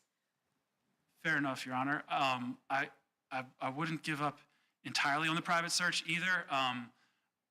As a second level matter, I understand the road is a little bit tougher for me here, but if we're in private search land, that means I've convinced you, hopefully, that we do have an expectation of privacy in the things we type into Google, and that a warrant should apply, or a warrant should be obtained unless an exception applies. It's their burden to prove the exceptions. And I would contend on this record, what you have is testimony not from the person that says, oh yeah, I'm just like the FedEx employee in Jacobson. I was on duty one day and I opened this file and I looked at it for 25 seconds and I could tell it was a child and I'm describing the child. Now, we didn't have any of that here. What we have is a cyber tip with a box clicked that says, did the ESP view the file? It says yes. We have the testimony of a lawyer from Microsoft that says, we have a policy to view the files under these circumstances. And beyond that, we have no indication of who this person was that actually did the private search. We didn't ask them, what was involved in your private search? We have no way to marry up, the second part of Jacobson. If it's their burden, which I believe that's what the law is, they've got to prove both that a private search occurred and that the scope wasn't exceeded.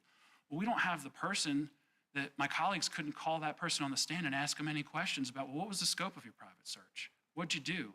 What did you observe? None of that was present here. We were just left with a computer-generated cyber tip, of which there are millions and millions of these generated each year, and testimony that they have a corporate policy. And so with that, Your Honor, I thank you for your time and the opportunity to argue this case. We'd ask that the court reverse the district court's denial of the suppression motion. All right. Thank you, counsel, both counsel. We'll ask the clerk to adjourn the court until tomorrow morning. We'll come down and greet counsel. This honorable court stands adjourned until tomorrow morning. God save the United States and this honorable court.